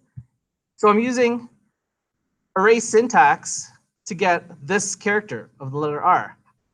Huh, how is that possible? Can you do that in Java? I'm not sure, because I haven't touched Java in forever. Can you do that in Java? No, was that? In Python, not in Java? Yeah, Hunter. String stuff, yeah. So notice here in JavaScript, you could immediately treat it like an array, and it works. Which is odd, which I think it's more of that magic under the hood with the object, treating this as an object if you're going to use that like that. So that's retrieving a specific string character. How about extracting part of the string? So let's try this. Under MDN, this is what I use all the time at work if I need a string extraction. I'll just type in like MDN string. Gets me all the methods. So here on the left-hand side are all the methods you can use with string. in JavaScript. And to extract something, you could have slice, you could have substring, you could also have sub, and you could also have substra. But see these thumbs down? That means it's deprecated. So if you click on this sub, you'll see deprecated, don't use it. So you basically have substring, you have slice here, you have all these other ones. You can make it to uppercase, you can trim the white space in the beginning and the end of it. So let's see here. So here's an example. So here's your string, the quick brown fox. Let me just magnify this. Quick brown fox jumps over the lazy dog. If you take that string and say dot slice, which again, why can you say dot whatever if it's just a primitive type of string? It's because under the hood, it's wrapping that variable in an object that now you can use this magical method called dot slice. We'll get into that in the second week of class. And you could say a number here, 31, which brings you to this point. So it gives you just that part. This is important if you ever need to extract something where you know the number of characters. Okay. What else? You can also have another argument there where you can say the beginning and the end. So here it's 4. So 1, 2. So this is 1, 2, 3, 4 there. And 19, 5, 6, 7, 8, 19 there. So that's why it has quick brown fox, right? You also have a negative. Look at that. Negative, which starts backwards. So -4 means it starts here. 1, 2, 3, 4. That's why it gives you dog period. So just keep that in mind as you're going through all these different methods, because you'll need that for your lab coming up and other assignments in the future. So if you're ever not sure of what JavaScript can do in terms of string methods, just take a look at their documentation. What else is? I want to highlight 3 of them right now. Index of. So index of looks like this. Index of. You'll need this for your lab. You could say this. So here's your paragraph of the whole string.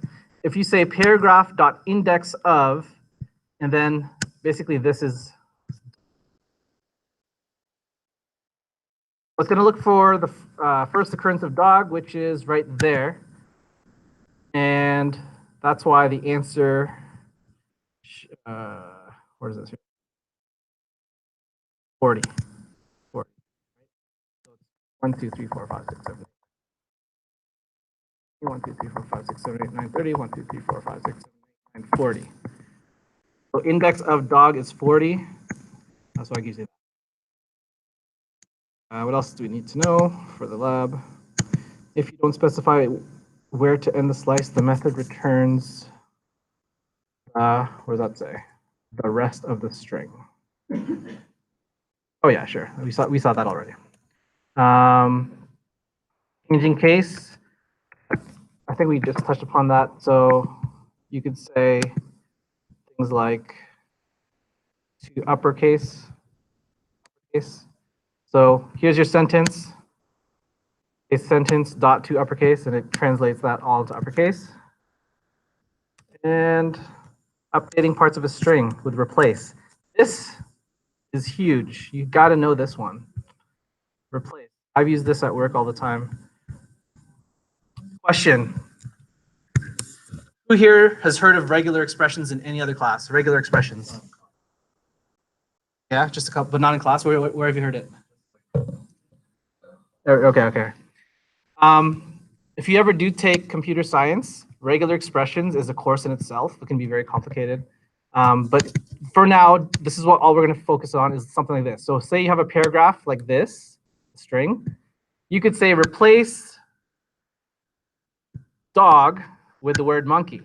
So that the result is it'll look for dog. So here's the word dog, right? And then it'll replace it with monkey right there. But notice there's another dog here, right? There's a second dog here. Does that change for this? No, it's only the first one. Okay. If you want to change it for all of them, that's where you have to get into regular expressions. So you have to declare something like this, where you say, search for these characters in the following order, DOG, make sure it's global, and make sure it's case insensitive. So global means it'll search it throughout the whole string. So that's why this dog and this dog now changes to ferret. Be ferret, ferret. So if you ever need to do the whole thing, that's what you would do. Okay, but we're just going to focus on this simple one here. And that's it for the exercises for today. Now we're going to move on to lab. So this lab is due Friday, midnight. So everyone open this lab up, download the zip file, open up the PDF. We're going to do this together. This is sort of like your in-class exercise that we'll do together. Okay. All right. And this is what you have to do. So for this lab, after you've completed it, you have to upload to your AWS account. How do you upload to AWS account? This is how you do it. So I'm assuming everyone here has FileZilla, yes? So once you know your credentials and your site, you can make sure that aws.computerstudies is there in the host. Make sure you're using FTP, put in your credentials here, go ahead and connect. Okay, so now I'm connected. Let me just upload something real quick. Let me go somewhere here and say, I don't know. Let me find something to upload. Let me see here. So give me, I know, I'll use my hello world example. So where's my hello world? I think it was this one. So let me put that in temp index.html. There it is. So I just transferred my index hello world HTML thing into my folder called temp. So that means if I now go to my AWS thing, which is this one, /temp/index.html, I should see my hello world. So that's how you upload to this host. So the reason I'm giving you different options is last week I showed you how to host in GitHub pages. This week I'm showing you how to host in AWS.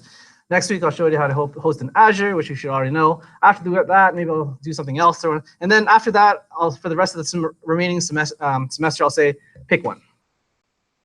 What I don't want to see is when something is due and I get the excuse my server doesn't work. You have options here. So I get an email 11:39. Yeah, it doesn't work. Well, that means you have 20 minutes to figure out what does work. So make sure you host it somewhere, otherwise I won't mark it. Okay, let's try this lab that we'll do together. So this is what's happening. You're given this bullet list, this unordered list, and it's your job to make it look like this. Okay, so for all 5 links. So this is just the example for the first link, but you have to do it for all 5. Okay, and it tells you how to find that. What are the steps involved with that? Okay, so let's go ahead and try this out. So I'm going to download the zip file. I'm going to put it on my desktop, and let's call it 1073 week 2. Give it in there and zip it.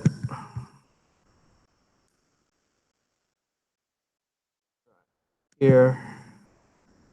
And there it is. Again, you can delete that Mac OS X folder. You don't need that file anymore. Let's go there. So let's close all of this. Desktop, week 2, and we're ready to go. There it is. There's HTML. Okay. Let's look at this code for a second. So notice here in the HTML, you've got your list bullet points, right? That's your consider that your raw data. And then here for the script, Scott has already given you some code to work with. Okay, so we're going to try to work through this together. The first thing I want you to do is go through the pseudocode of what you're going to do to try to solve this problem. And actually, I think the pseudocode is given already. Notice in the assignment, or for the lab rather, it says find the character index of the comma. So I'm going to give you a couple minutes to find the character index of the comma and under this line. after 2 minutes. So go ahead and experiment with what line of code. Actually, maybe I should explain what's happening first. Does anyone want to walk through what this for loop does? In particular, what does this line do? Actually, even more particular, what does this do? What does that give me? You want to take a guess? Yeah, the elements of the array, right? So here's the array, airports. It has 5 elements in the array. This for loop starts at 0, which means it starts here at the first one, the Beijing capital, right?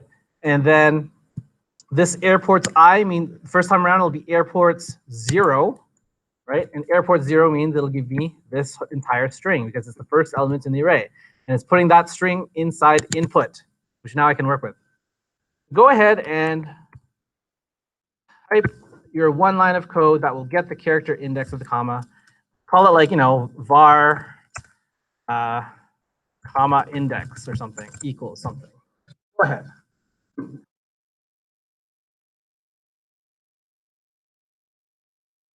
You have to check the MDN documentation again. Go ahead.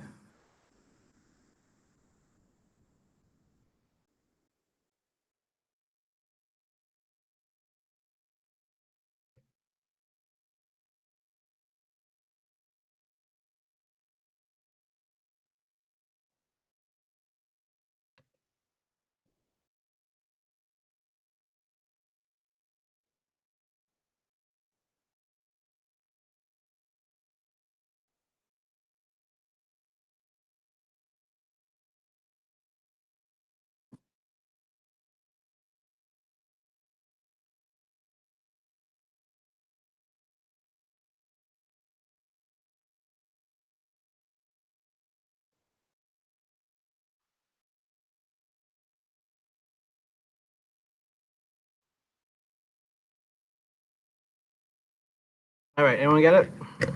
What's the line of code? Duke.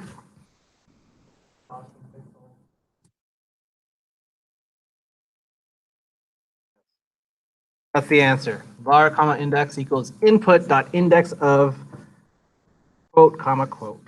Great.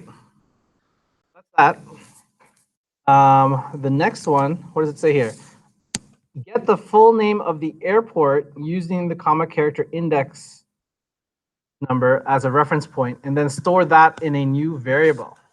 Okay, so here's the pseudocode. The pseudocode is get airport name using comma index. You have a couple minutes to try that out. So var airport name equals what? Oh. Talk to your neighbor too, if you want. Yeah.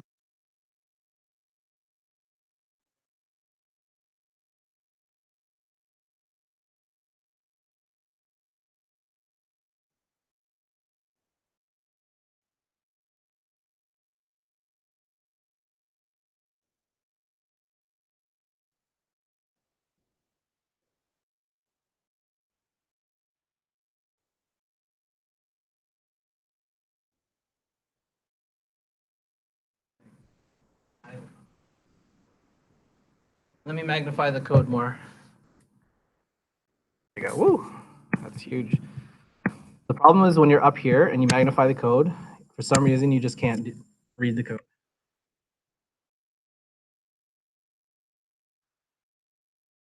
Yeah, so the question was, I can't find the comments answers. That's because I'm inserting the comments here as I'm going along.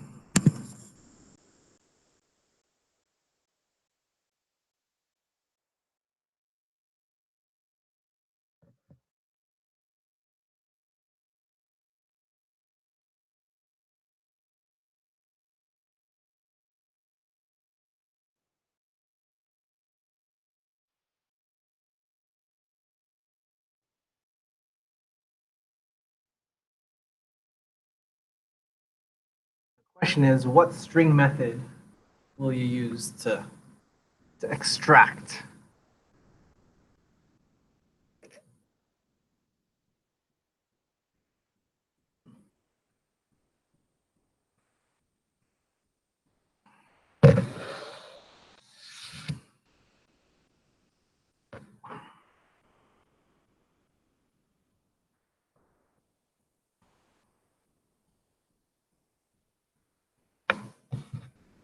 Anyone get it?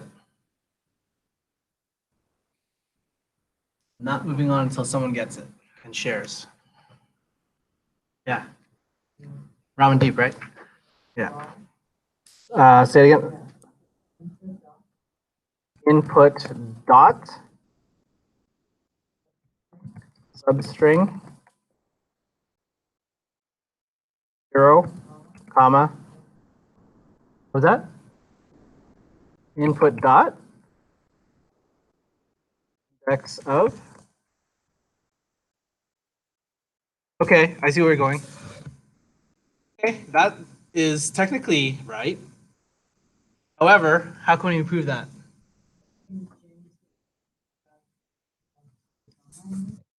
Yeah, right. So this, you already calculated this right here and put in a variable called comma index. So might as well just use that and not waste performance. There you go, comma index. Good. Right. So this will grab from the beginning of the string up to the comma. So when you look at this, let's look at the string again here. So here is the beginning of the string. Here's the comma. So it should grab this. Actually, here's the question. Does it grab the comma too, or does it grab just the L in this case? Let's find out. I don't know. Let's find out. Let's just grab console. Right. So if I have the string, I have this string here. Let's test it out. Oops. Our test equals this string. I say test. What was it? I said r comma index equals test index of anything there, you comma. So now comma index is what, 29? Okay, so that means if I say test dot substring from 0 to 29, which is my comma index, what does that give me? Gives me that without the comma, right? That makes sense. Okay. Great. Next thing on the list for the assignment is now capture the international airport code at the end of the string and store it as a variable. So you'll notice here, all of your lists have these three capital letter airport codes. So your job is to try to grab that and put it in a variable. So let me type in that comment, get airport code. We'll say var airport code equals, go ahead, you have a couple minutes to fill that out.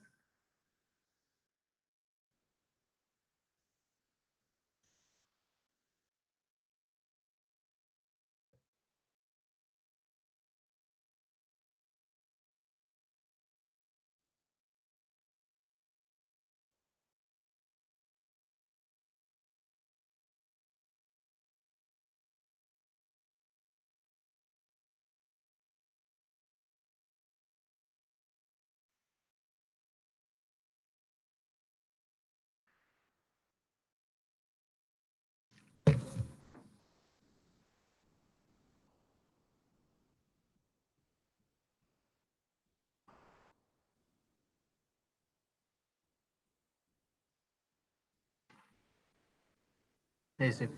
Yeah.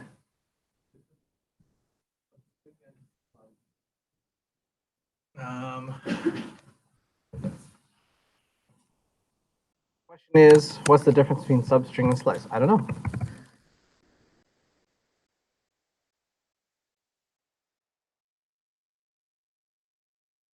There's substring.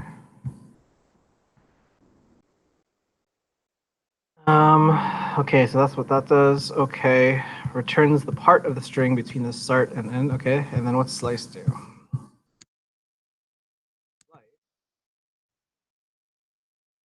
Tracks a section of the string and returns it as a new string without modifying the original string. Oh, okay. So it's very similar.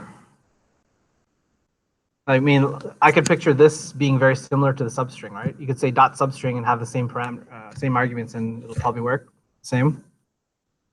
However, I do see one difference is that slice here returns it as a new string, whereas substring returns the same string, just part of it. which is kind of academic and like it's a big deal. What? Why is that a big deal? All this to say is you can use whatever you want to make it work. Okay. However, I'm gonna add a footnote. I've noticed that a lot of modern web developers, who here has heard of the term functional programming? And this is not to deal with just functions. This is a style of programming. So one of the big ideas in JavaScript today is to use something called pure functions, because coders have discovered that a lot of bugs arise because people are trying to change their data. Like, so let's say you had var a equals your data, an array of data. The style nowadays is no, don't change that same array of A. No. What you want to do is take a copy of A, change what you need, and return a new array of what you want. So I can see slice returning a new string being like that, whereas substring returns part of the same string, but it doesn't affect it in terms of setting. That's what I'm thinking of is try not to affect the original data in the future. Just use pure functions. But that is so advanced that I'm not going to talk about that. Yeah, Ace.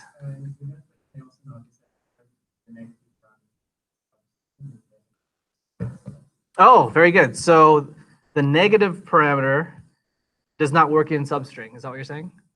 Yes. So notice here, there is no example of a negative parameter. I don't think so. So that's another difference. So yeah, so I just went off a tangent. I should have said his answer. But never mind. Okay. All right. So anyone care to say what the code is here? Ace, what? Oh yeah, go ahead. Tyler. Yeah. Go ahead. Go to your MacGyver code. Go ahead.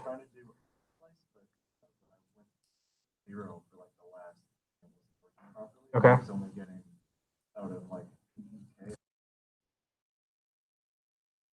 So you did try input.slice, yes?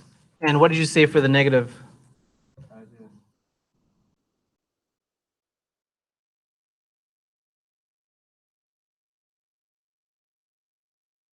And then I got the last input that length minus one. You want me to show you? Yeah, show me what you're talking about.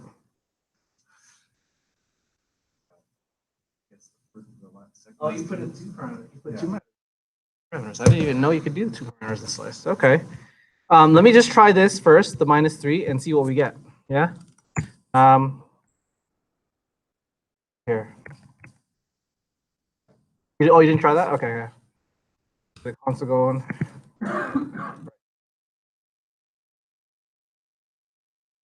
If I just say test.slice -3, there you go, PEK. So what did you do? You said -3, comma -1? The last three, the first thing minus 0. Oh. Yeah, no. Yeah, I think -3 is probably the simplest. It'll just get the last three characters. Okay, so that's what your code should be. Should be airport code equals input.slice -3. Great. Next. Next one is now get the URL, which is the Google Maps URL from the string, using the character index number for the comma and store it as a variable. Okay, so that's your next challenge. Get URL using comma index. So a couple of minutes for that. Pick it up.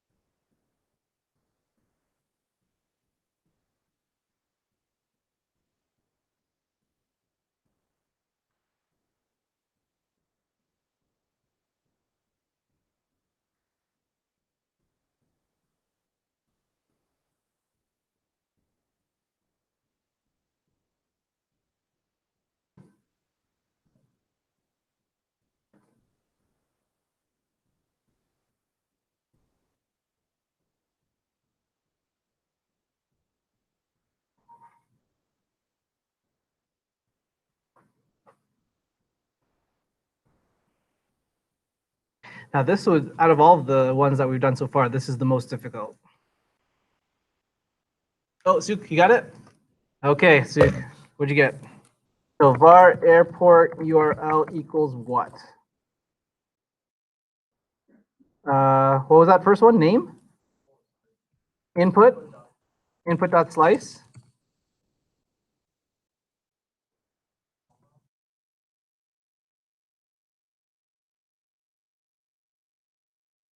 Oh, I see what you're doing. -3. Okay, let's see if that works. Let's see. Let's copy. Oh wait, hold on. I go to my console for a second.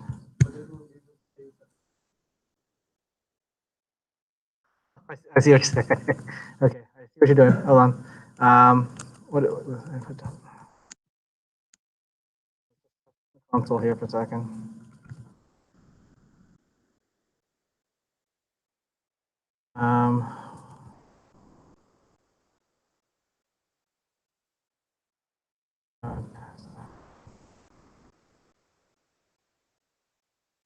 Okay, so this is what your code gives. It's almost there. It gives a space at the end. Valiant try. If you're going to go with this, may I suggest to use also this. The string thing called trim.trim. So this method removes all the white space from both ends of the string. So if I said your code .trim, see, there's no more space at the end.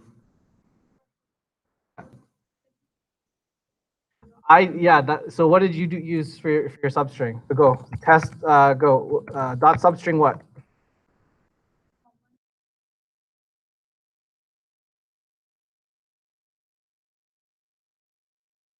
Comma index +2 you said, and then you had did you have a comma after the 2? And then what did you have after the comma? Airport code? Airport code -1. Airport code, you said something like that? Why would that work? What's airport code for, first of all? Oh, I see what you're saying. So you're saying like if it was PEK -1. Oh, I see what's, okay. Okay. All right. Valiant try. However, I have the comma in there. I have the space in there. And here's the thing too. I don't want,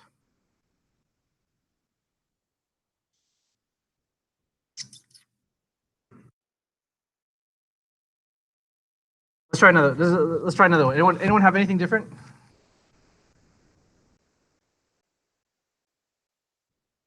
Yeah, you could split them all into an array. Yeah. Okay, so here's my attempt. Oh wait, Ace, yeah.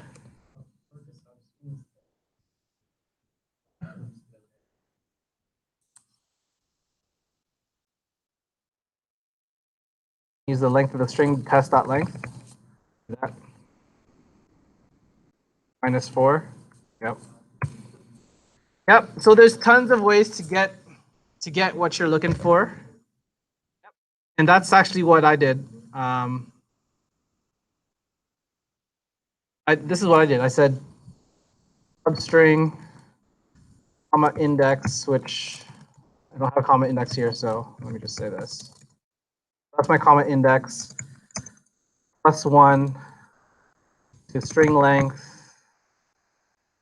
-3, I think I said, and trim it. Oh, what did happen there? Oh, test. We don't want test. That's what I did. But any which way you do it, as long as you get the right final output, is good. Good for this class. All right, so now, what does the assignment say? It says, modify the colors. We're going to skip that for now. You know how to modify colors, as I showed you earlier in class, where you do this dot style, dot background color, or something, whatever. You could do the same thing.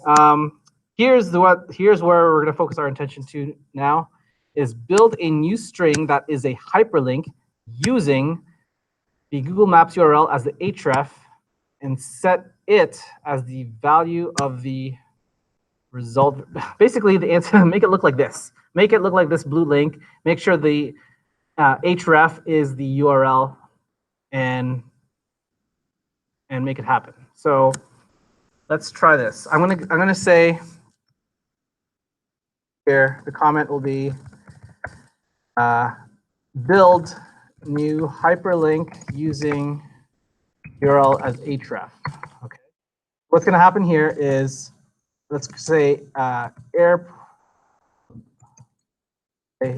hyperlink equals something, and then I'm going to put that hyperlink here. So notice here I changed this line, var result equals hyperlink. So it was var result equals input, but I'm changing that to var result equals hyperlink. So go ahead and type inside var hyperlink the HTML markup tag, including what you need to include to make that markup anchor tag work.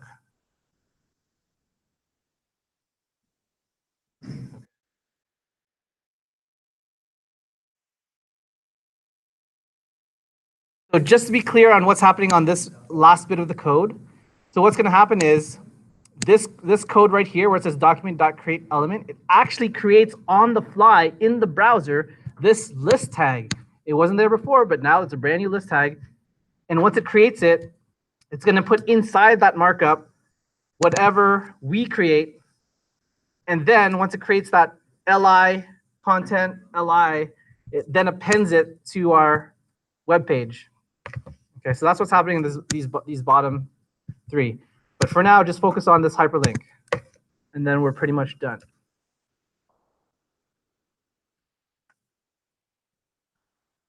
This is where it can get hairy with all the concatenations that you'll have to do.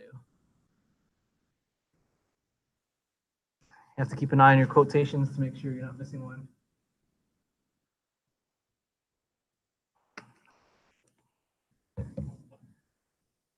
But I'll start you off. You're going to start off like this. Quote, angle bracket, href equals.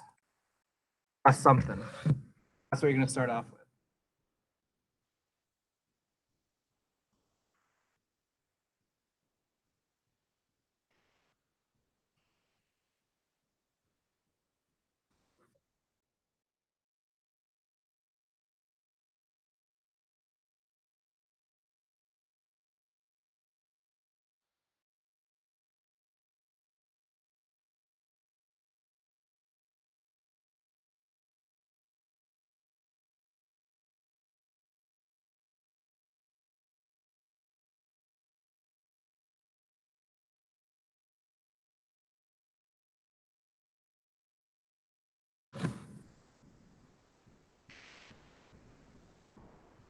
Now, once you think you finished it, go ahead and load your web page, see if it works.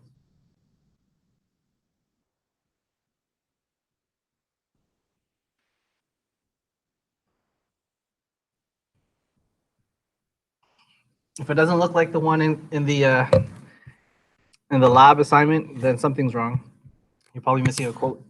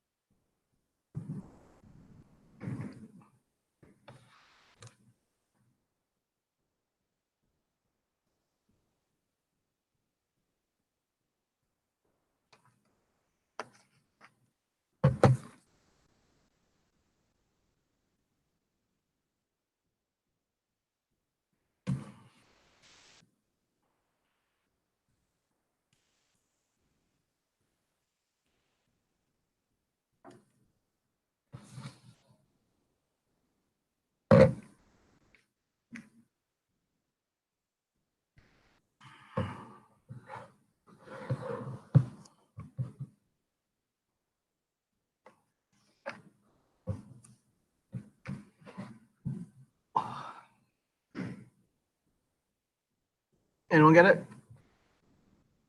Ace, go. What do you get?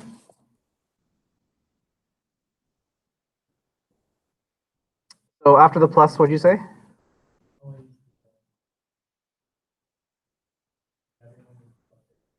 Oh, the one that I talked earlier? What did I talk earlier? What did I say?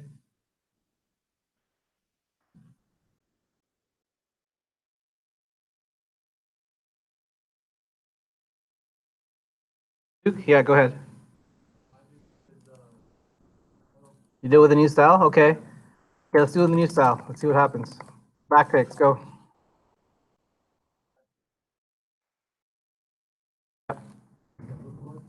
Yep. Yep. Yep. Yep.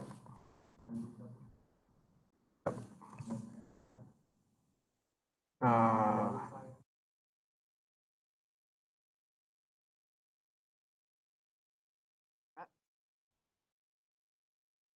so let's try that, the new style. I'll do it the old style as well. Let's load this page up to see if it works. Where did it go?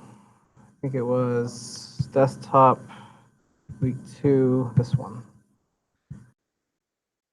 Oh, I think you're missing something, but you're on the right track. So take a look at the assignment. Notice how there's an airport code right here, and a space and a dash and a space. Let's see what happens if I click on it. Click. Does it take me to the Google? Yes, it does. Good. So how do I get that airport code in there? Let's try the old way. So let me comment this out for a second. Here's the old way of doing it. Var hyperlink equals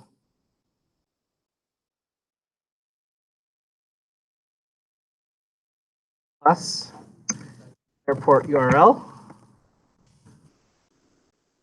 plus that one plus airport code plus space with a dash and a space plus airport name plus closing markup. So it's all of that. Now, I think I could have put a single quote for here to wrap this in quotes, but I think this should be okay. I think it'll do it for me. Let's try that. There you go. And if I were to, and it's important to inspect it just to double check if you're actually right under the hood, right? So inspect it and see how, there it is. So that's what the markup looks like, and it looks good to me. And notice how it did include the double quotes, even though I didn't put it there. Cool. And if I were to click on this, it should go somewhere. And it does. Okay, so before you hand this in, I want you to check the rubric. I'm going to change something here. Scott McCrindle said if you submit this by the end of class, you get 2 marks. First of all, it's not due at the end of the class, it's due at Friday at midnight. Second of all, I'm going to give you 2 marks if you do something else. Here's my something else, and I said it right here. In the rubric of the lab, I'm changing the requirement for that part that awards 2 marks if submitted at the end of class. Instead, rather, you get 2 marks if you change the layout from an unordered list to using Bootstrap's table markup. Show of hands who's used Bootstrap? Everyone in other classes? So basically, I'm looking for this format now. So give me like a airport code column. Give me an airport name. What else did I have? What else did I have? Yeah, just that. Just the airport code and the airport name. That's what I'm all. But make it look like this because it's using Bootstrap now. So that what does that involve? That involves you putting a little bit more markup in your code for your hyperlink. Perhaps you need to. Yeah, well, I'll just let you solve that problem. Okay. So that's that, and that is the end. Oops, and that is the end of class. Oh, bring code back? Yeah, sure. This one here? Yes. Again. And notice I changed this line from result equals input to result equals hyperlink.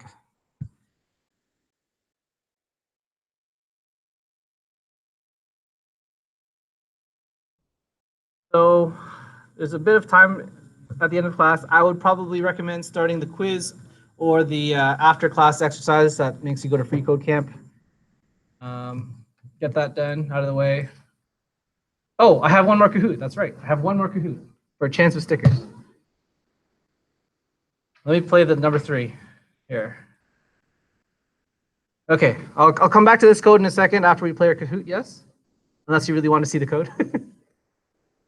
Andrich, you tell me when to play Kahoot, okay? I'll let you finish what you're finishing.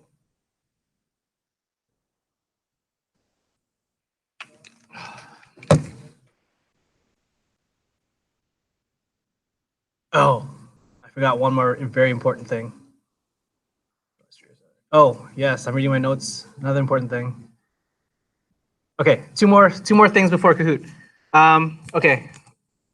Good thing I have notes. Okay. I'm going to rewind a bit back. Remember how I was talking about Boolean values and equality operators? So, if you have string 10, does that equal at or? Okay. A word about Boolean values in JavaScript. You tell me if Java is the same way, because I forget. There's something called truthy and falsy values. JavaScript. Check this out. What are the falsy values in JavaScript? There's only a few. There's only several. Here. All values are truthy unless they are defined as falsy, meaning if your value is false, that means it's false, obviously. If your var a equals 0 and you test for it, for that 0, it's false. If it's an empty string, it's false. If it's null, it's false. If it's undefined, it's false. If it's a non-number, it's also false. Those are the only things that are falsy. If it's anything else, like an empty array, it's true. If it's an empty object, it's still true. Kind of boggles the mind, but that's the way it is. So here, if you're doing if statements, this would be true. Same with this. This is true. Actually, here, examples of truthy values are all of this. So here are all true. This would evaluate to true. I wonder if it gives falsy values. No, it doesn't. Okay. So this is all true. So something that, something to keep in mind, even though this is not 0, because it's not 0, even though it's a negative number, it's still true. Here, a string of 0 is considered true because it's not an empty string. Okay, so keep that in mind. The other thing I wanted to mention real quick is this. If you right-click any web page, you'll notice there's 2 options, one called View Page Source and one called Inspect. What is the difference? Because if I click on View Page Source right now, I see the markup as it originally was coded. But if I do, the same thing with Inspect, I also see the markup. But there is a difference, a major difference. What's the difference? For a laptop sticker.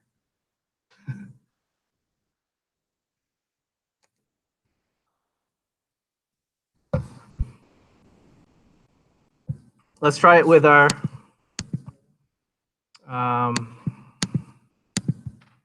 with this one here.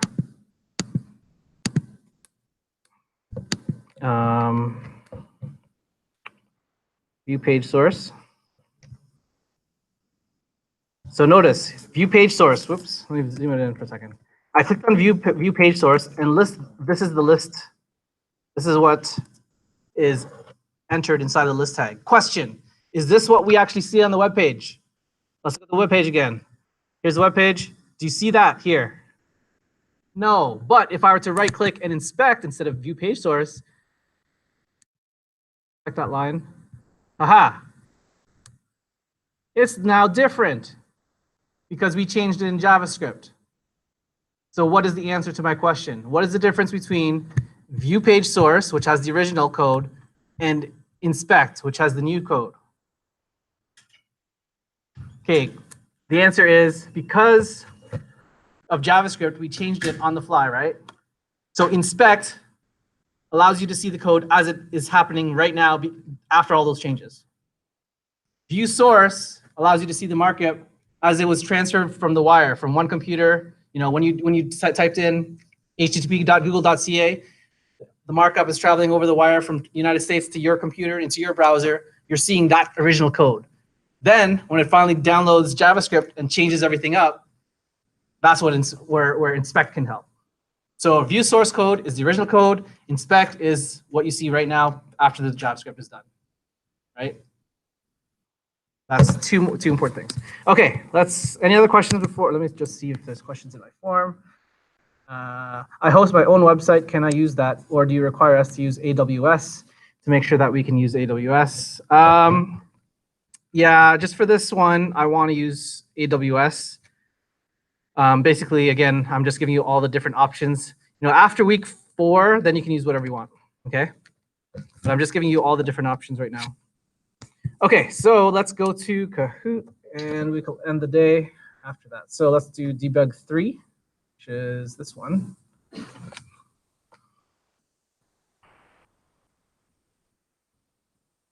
There we go.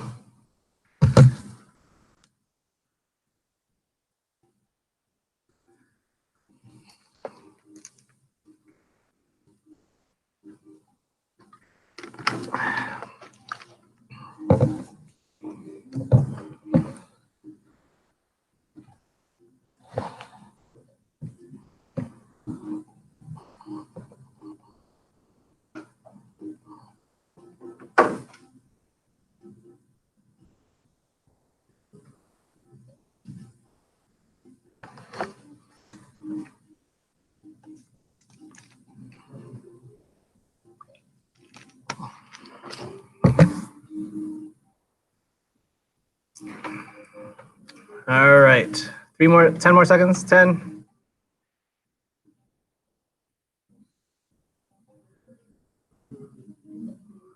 Three, 2, 1. Anyone else?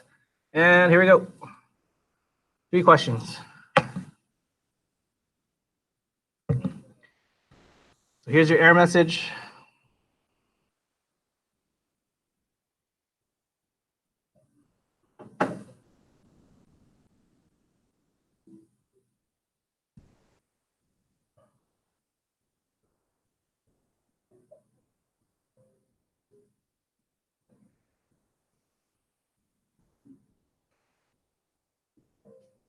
So the error message says, look at line 27.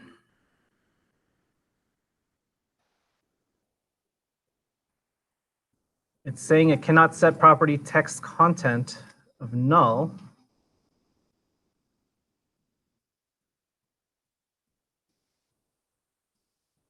This is a tricky answer, actually. I remember this one now. Basically, answer why this error message is coming up and not what you think it could also be. Because there are 2 errors there.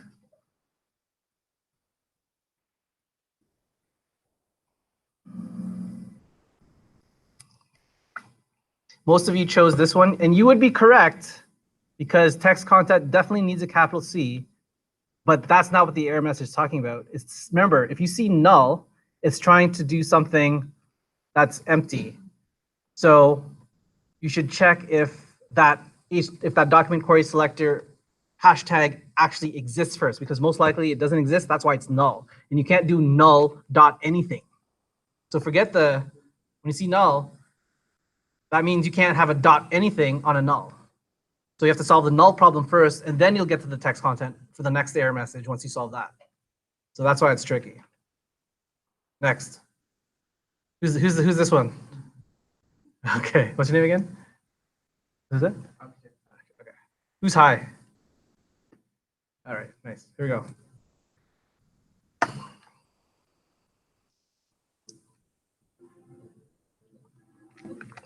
Oh, this is a really tricky one. I didn't go over this yet in class, so if you get this.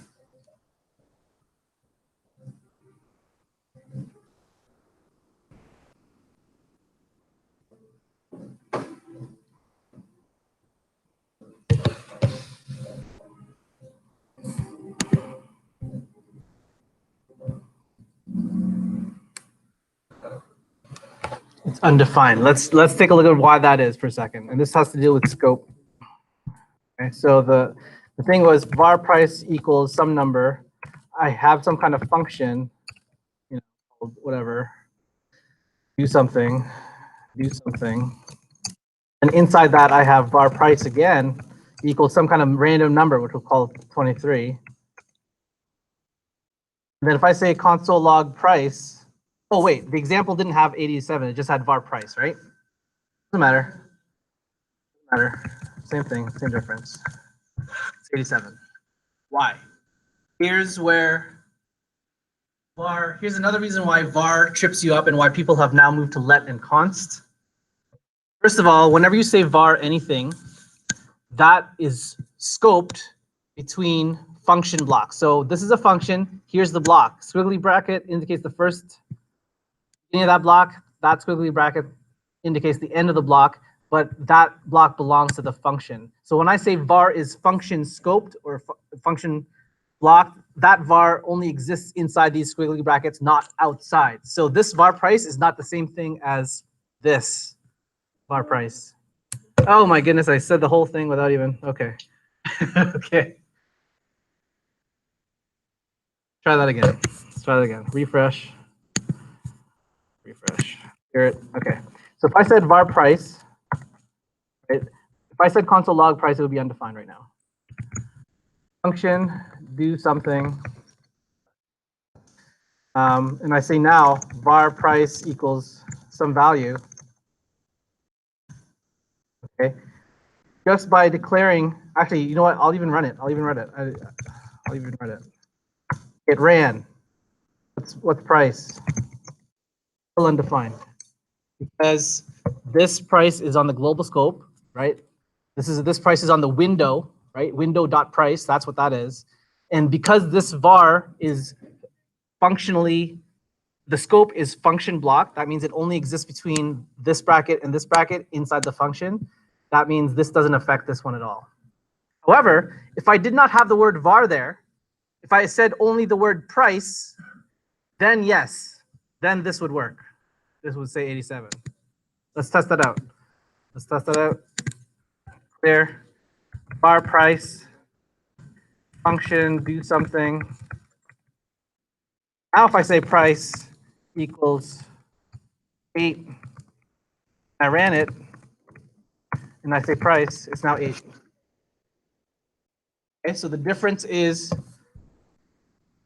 price here, it's asking, is there a var price declared somewhere in this function? No, I don't see it. Then let me go one scope above, and now we're in the global window scope.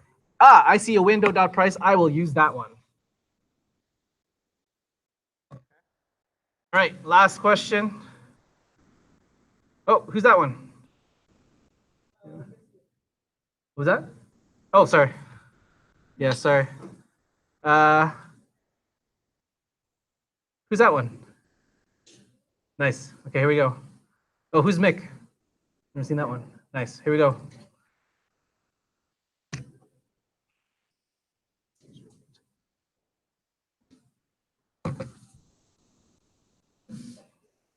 Oh, I didn't give the line number. It's okay.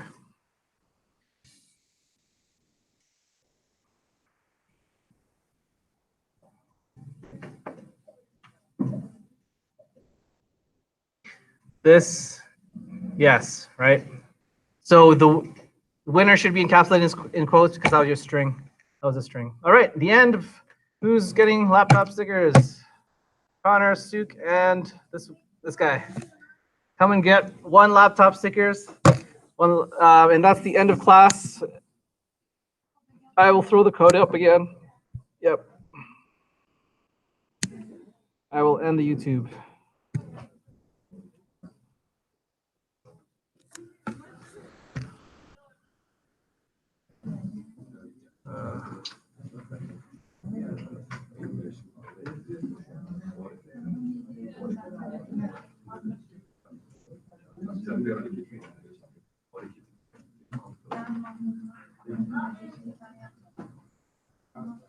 Hi. Actually, I have one doubt. For the hyperlink thing, you said that I have to put hyperlink in the value. I said But if I do it instead of input, then I don't get all of the data for input. So this is what I did. I said hyperlink here. All right, and then what are you saying? That doesn't work? It works. I guess it works for only hyperlink. It goes. Refresh. No, Okay, it's working. But it's working somewhat. It's just that you have to pay attention to the quotes and where you're going to place the data, but it is working somewhat. Okay, so let's take a look at this. if I do only input, then what's the difference? The difference is if you say input here, you're now affecting the original array that's here. So you're replacing, where's the original? Here's the original array. So by the time you say result equals input, that means, let's see here. That means, where's it here? Right, because input equals, like, let's pretend input equals the first element in the array. And now you're going to say result equals input, but that's assuming that, see, what Scott was thinking is you would say var input equals all of the markup. But I didn't like that. I didn't want to change this because that's what Scott had. He had var input equals your markup, but that would change this string and put the markup in here. Okay, so I don't want that. hyperlink is doing only the like highlighting the strings, right? All the hyperlink do is you're just creating a string instead, but you're creating the markup tag, right? Or you're creating the the HTML markup tag in there. And then you're putting that one string and putting in result, because what's happening is this line of code will take your string and magically insert it into your web page. Okay, and what is the use of append child? Yeah, that's later. So what's going to happen is this append child. Okay, so here's what's happening. In your web page, you have your HTML markup, yes? Yes. Once it hits this code, this line, create element, the browser will automatically create a new list tag in memory. It hasn't put it on your web page yet. It just creates it in memory. Okay. And then, so now imagine you have list tag and list tag, right? Next line code. Inside the list tag, inner HTML, that's what inner HTML means. Put in what I just put in your markup code. So now you have list tag, your anchor markup code, and list tag. That's what that line does. But it's still in memory. It's not on your web page yet. And So then it when you will say, automatically knows that inner HTML is referring to this hyperlink line. it automatically knows because it's looking at list item. And where's list item? Where's list item here? Where's list item? Oh, sorry. List item is here. So remember how I said at this line it creates list in memory? Okay, so now it puts that in list item. Then it's saying in my memory, I want you to put in your markup tag. So now it's thinking about your markup tag. So list, your markup tag, and list. Now to put on the web page, append child does that. It says, okay, put in my memory, put that on the actual page. That's what append child means. So what is this airport list? That airport list refers to the document, the HTML body UL. So inside the UL now, inside the UL, it's going to put all your list. Okay. That's what's happening. Thank you. Understand? And for the hyperlink and input is just like the option. We can do anything, right? Yeah, I mean, inside here, you can do anything yeah, you want. like over here. My Here? first out. Yeah. I mean, like my question is, we can do anything, either input or hyperlink. It's just up to us, right? Oh yeah. This is a variable that you could change that to Apple if you want, or Apple. It doesn't matter. Right? No, I mean like, before you wrote it as input, which was referring to this thing, I guess. Yes. So I'm asking, like, can I stay to input as well? If I want? if you wanted to, you can.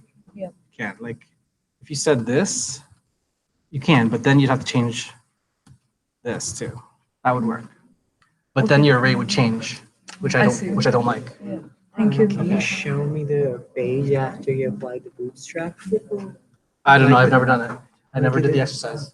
Like, how are we supposed to do it? Like, one would be the names, one would be the codes, and the So basically, let's imagine here, like somewhere in here, you'd have to say Like, I'm just asking what are the columns gonna be? Oh, I see. The columns would be airport code, airport name. Which one will be the clickable? Oh, good question. Make it up to you. Either both or one of them, whatever you want. Yeah.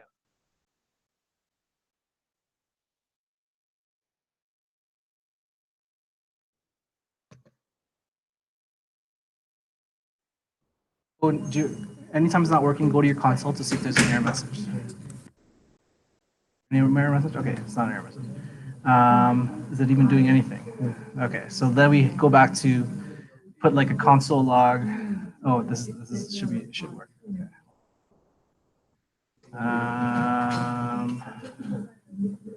Are we opening the right file? Is this lab 2? Is that what you have in the browser? The same path? Lab 2. Okay. Let's put something in the script. At the top of the script, say console log hello, just to see if it works. Here, yeah, test to see if it works. Console log hello.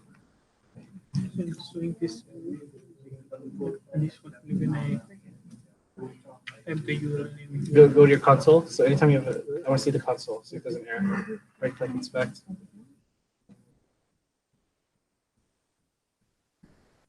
Input.index is not a function, line 32. Go there, line 32. Okay, so it's saying index. It doesn't know what dot index is. I think you meant to say dot index of. Okay. That's the command. This one. No, I think of was capitalized O.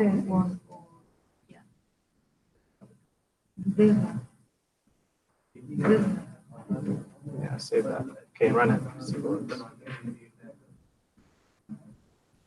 Oh, still same thing. Do we change the right file? Yes. Go back. Wait, hold on. Did it work? Did it work? Does it say console? Did you see the console? No. Okay, so same thing here. There's no such thing as index command. There's index of, which is what you're thinking. Index of. So index capital O of. I think that's what you want. Same as here. So here, so it's saying line 43, same thing, right? You have the same error.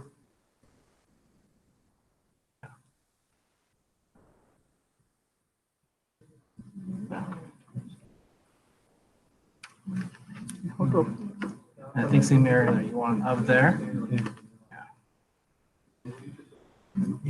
Yeah, working? Please show me this one? Okay, so do you know your credentials? Is this set? Like if you say file, site manager? Is it set to yours? Like which one's you? Is that you? Well, connect? That's not you? Okay, then go there. Oh, that's Azure. Oh, wait. Where's your, okay, let's go to Azure, but where's the AWS one? You never had an AWS? Then go to your student email, and email cstech at Georgian College. This one? Yeah. Yeah, here. Can you please little bit up? A little bit up? Oh, on the top, we have the stars. Oh, where's this? Oh, I see. Oh, here.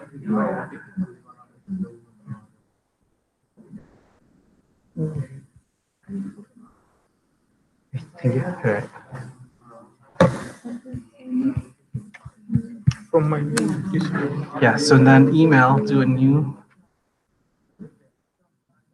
and CS, and then tech, all one word. Yes, at georgiancollege.ca.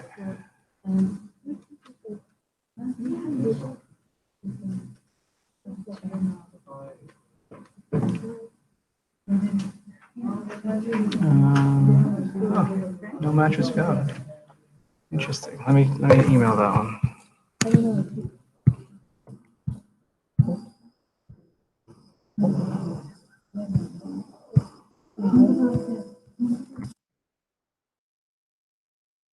It's tech at georgiancollege.ca. You have that? Matter. Email that person anyway, and ask what are your credentials for the local email.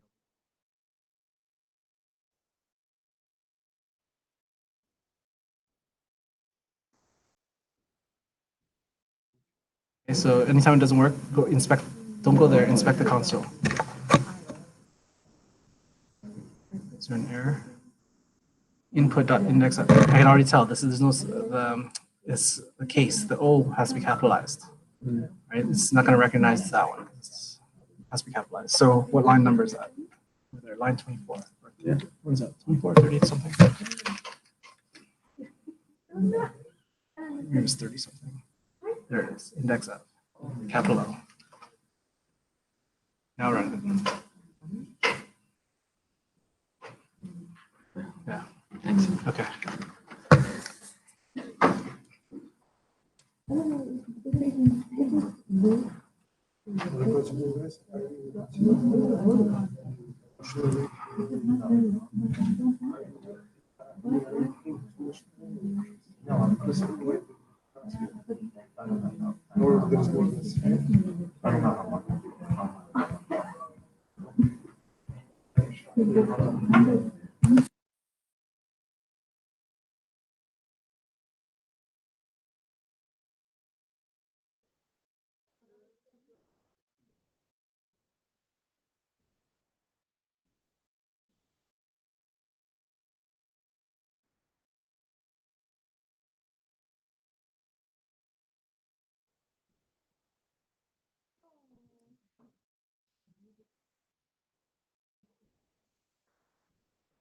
Should I ask for the credential? What was that? Oh yeah, ask for like, can I have my AWS login credentials? Yeah.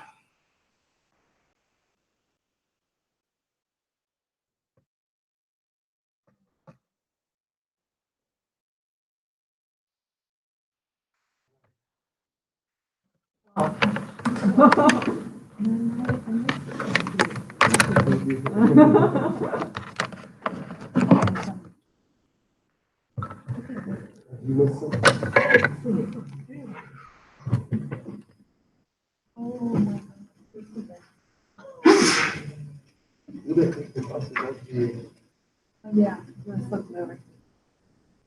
Oh, that's it. Oh.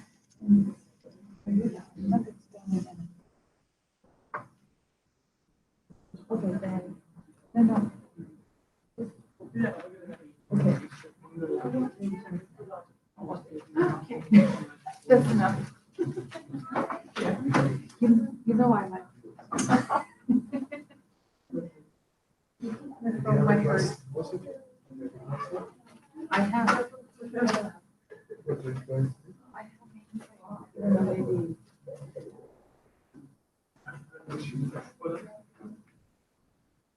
That was today's class, Taylor.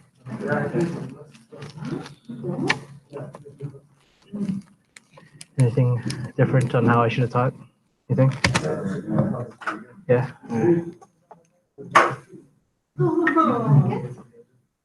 It's a good mix of getting us to do things and you talking about them. Yeah.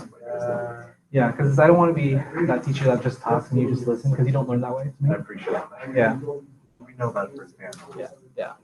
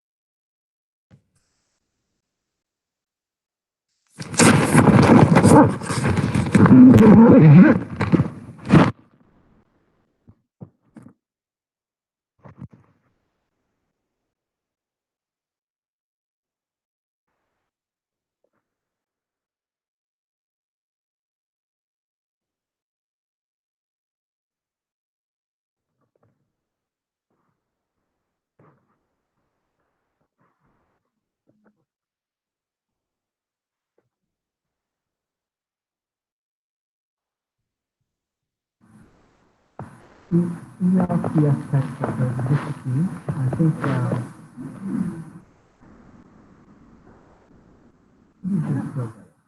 know I probably just put it up to work in this.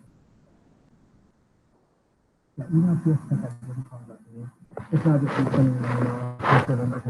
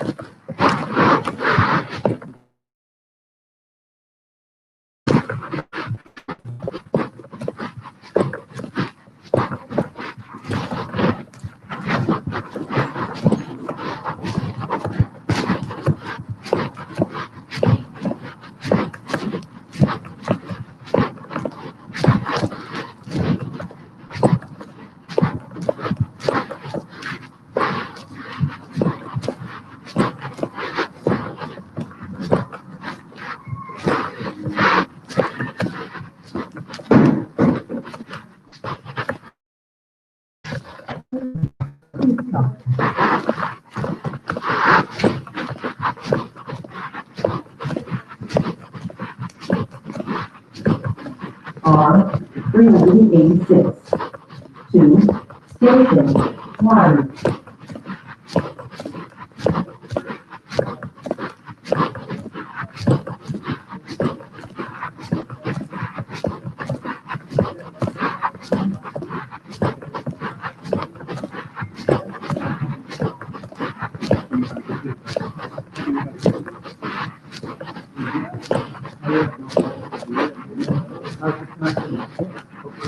I got it. Hello, somebody is like that or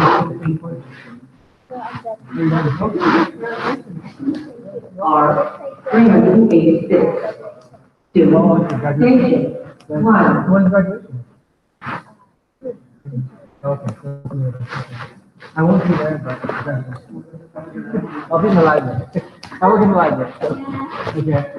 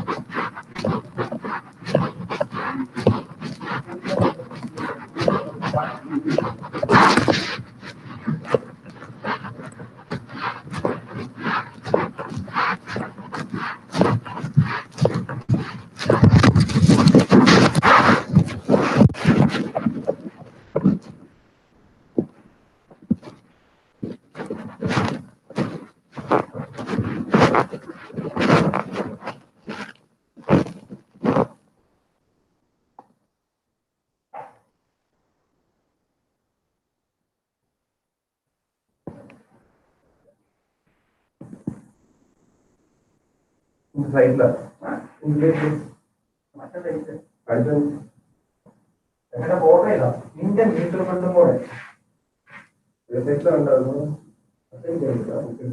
സംഭവം സത്യമാണ്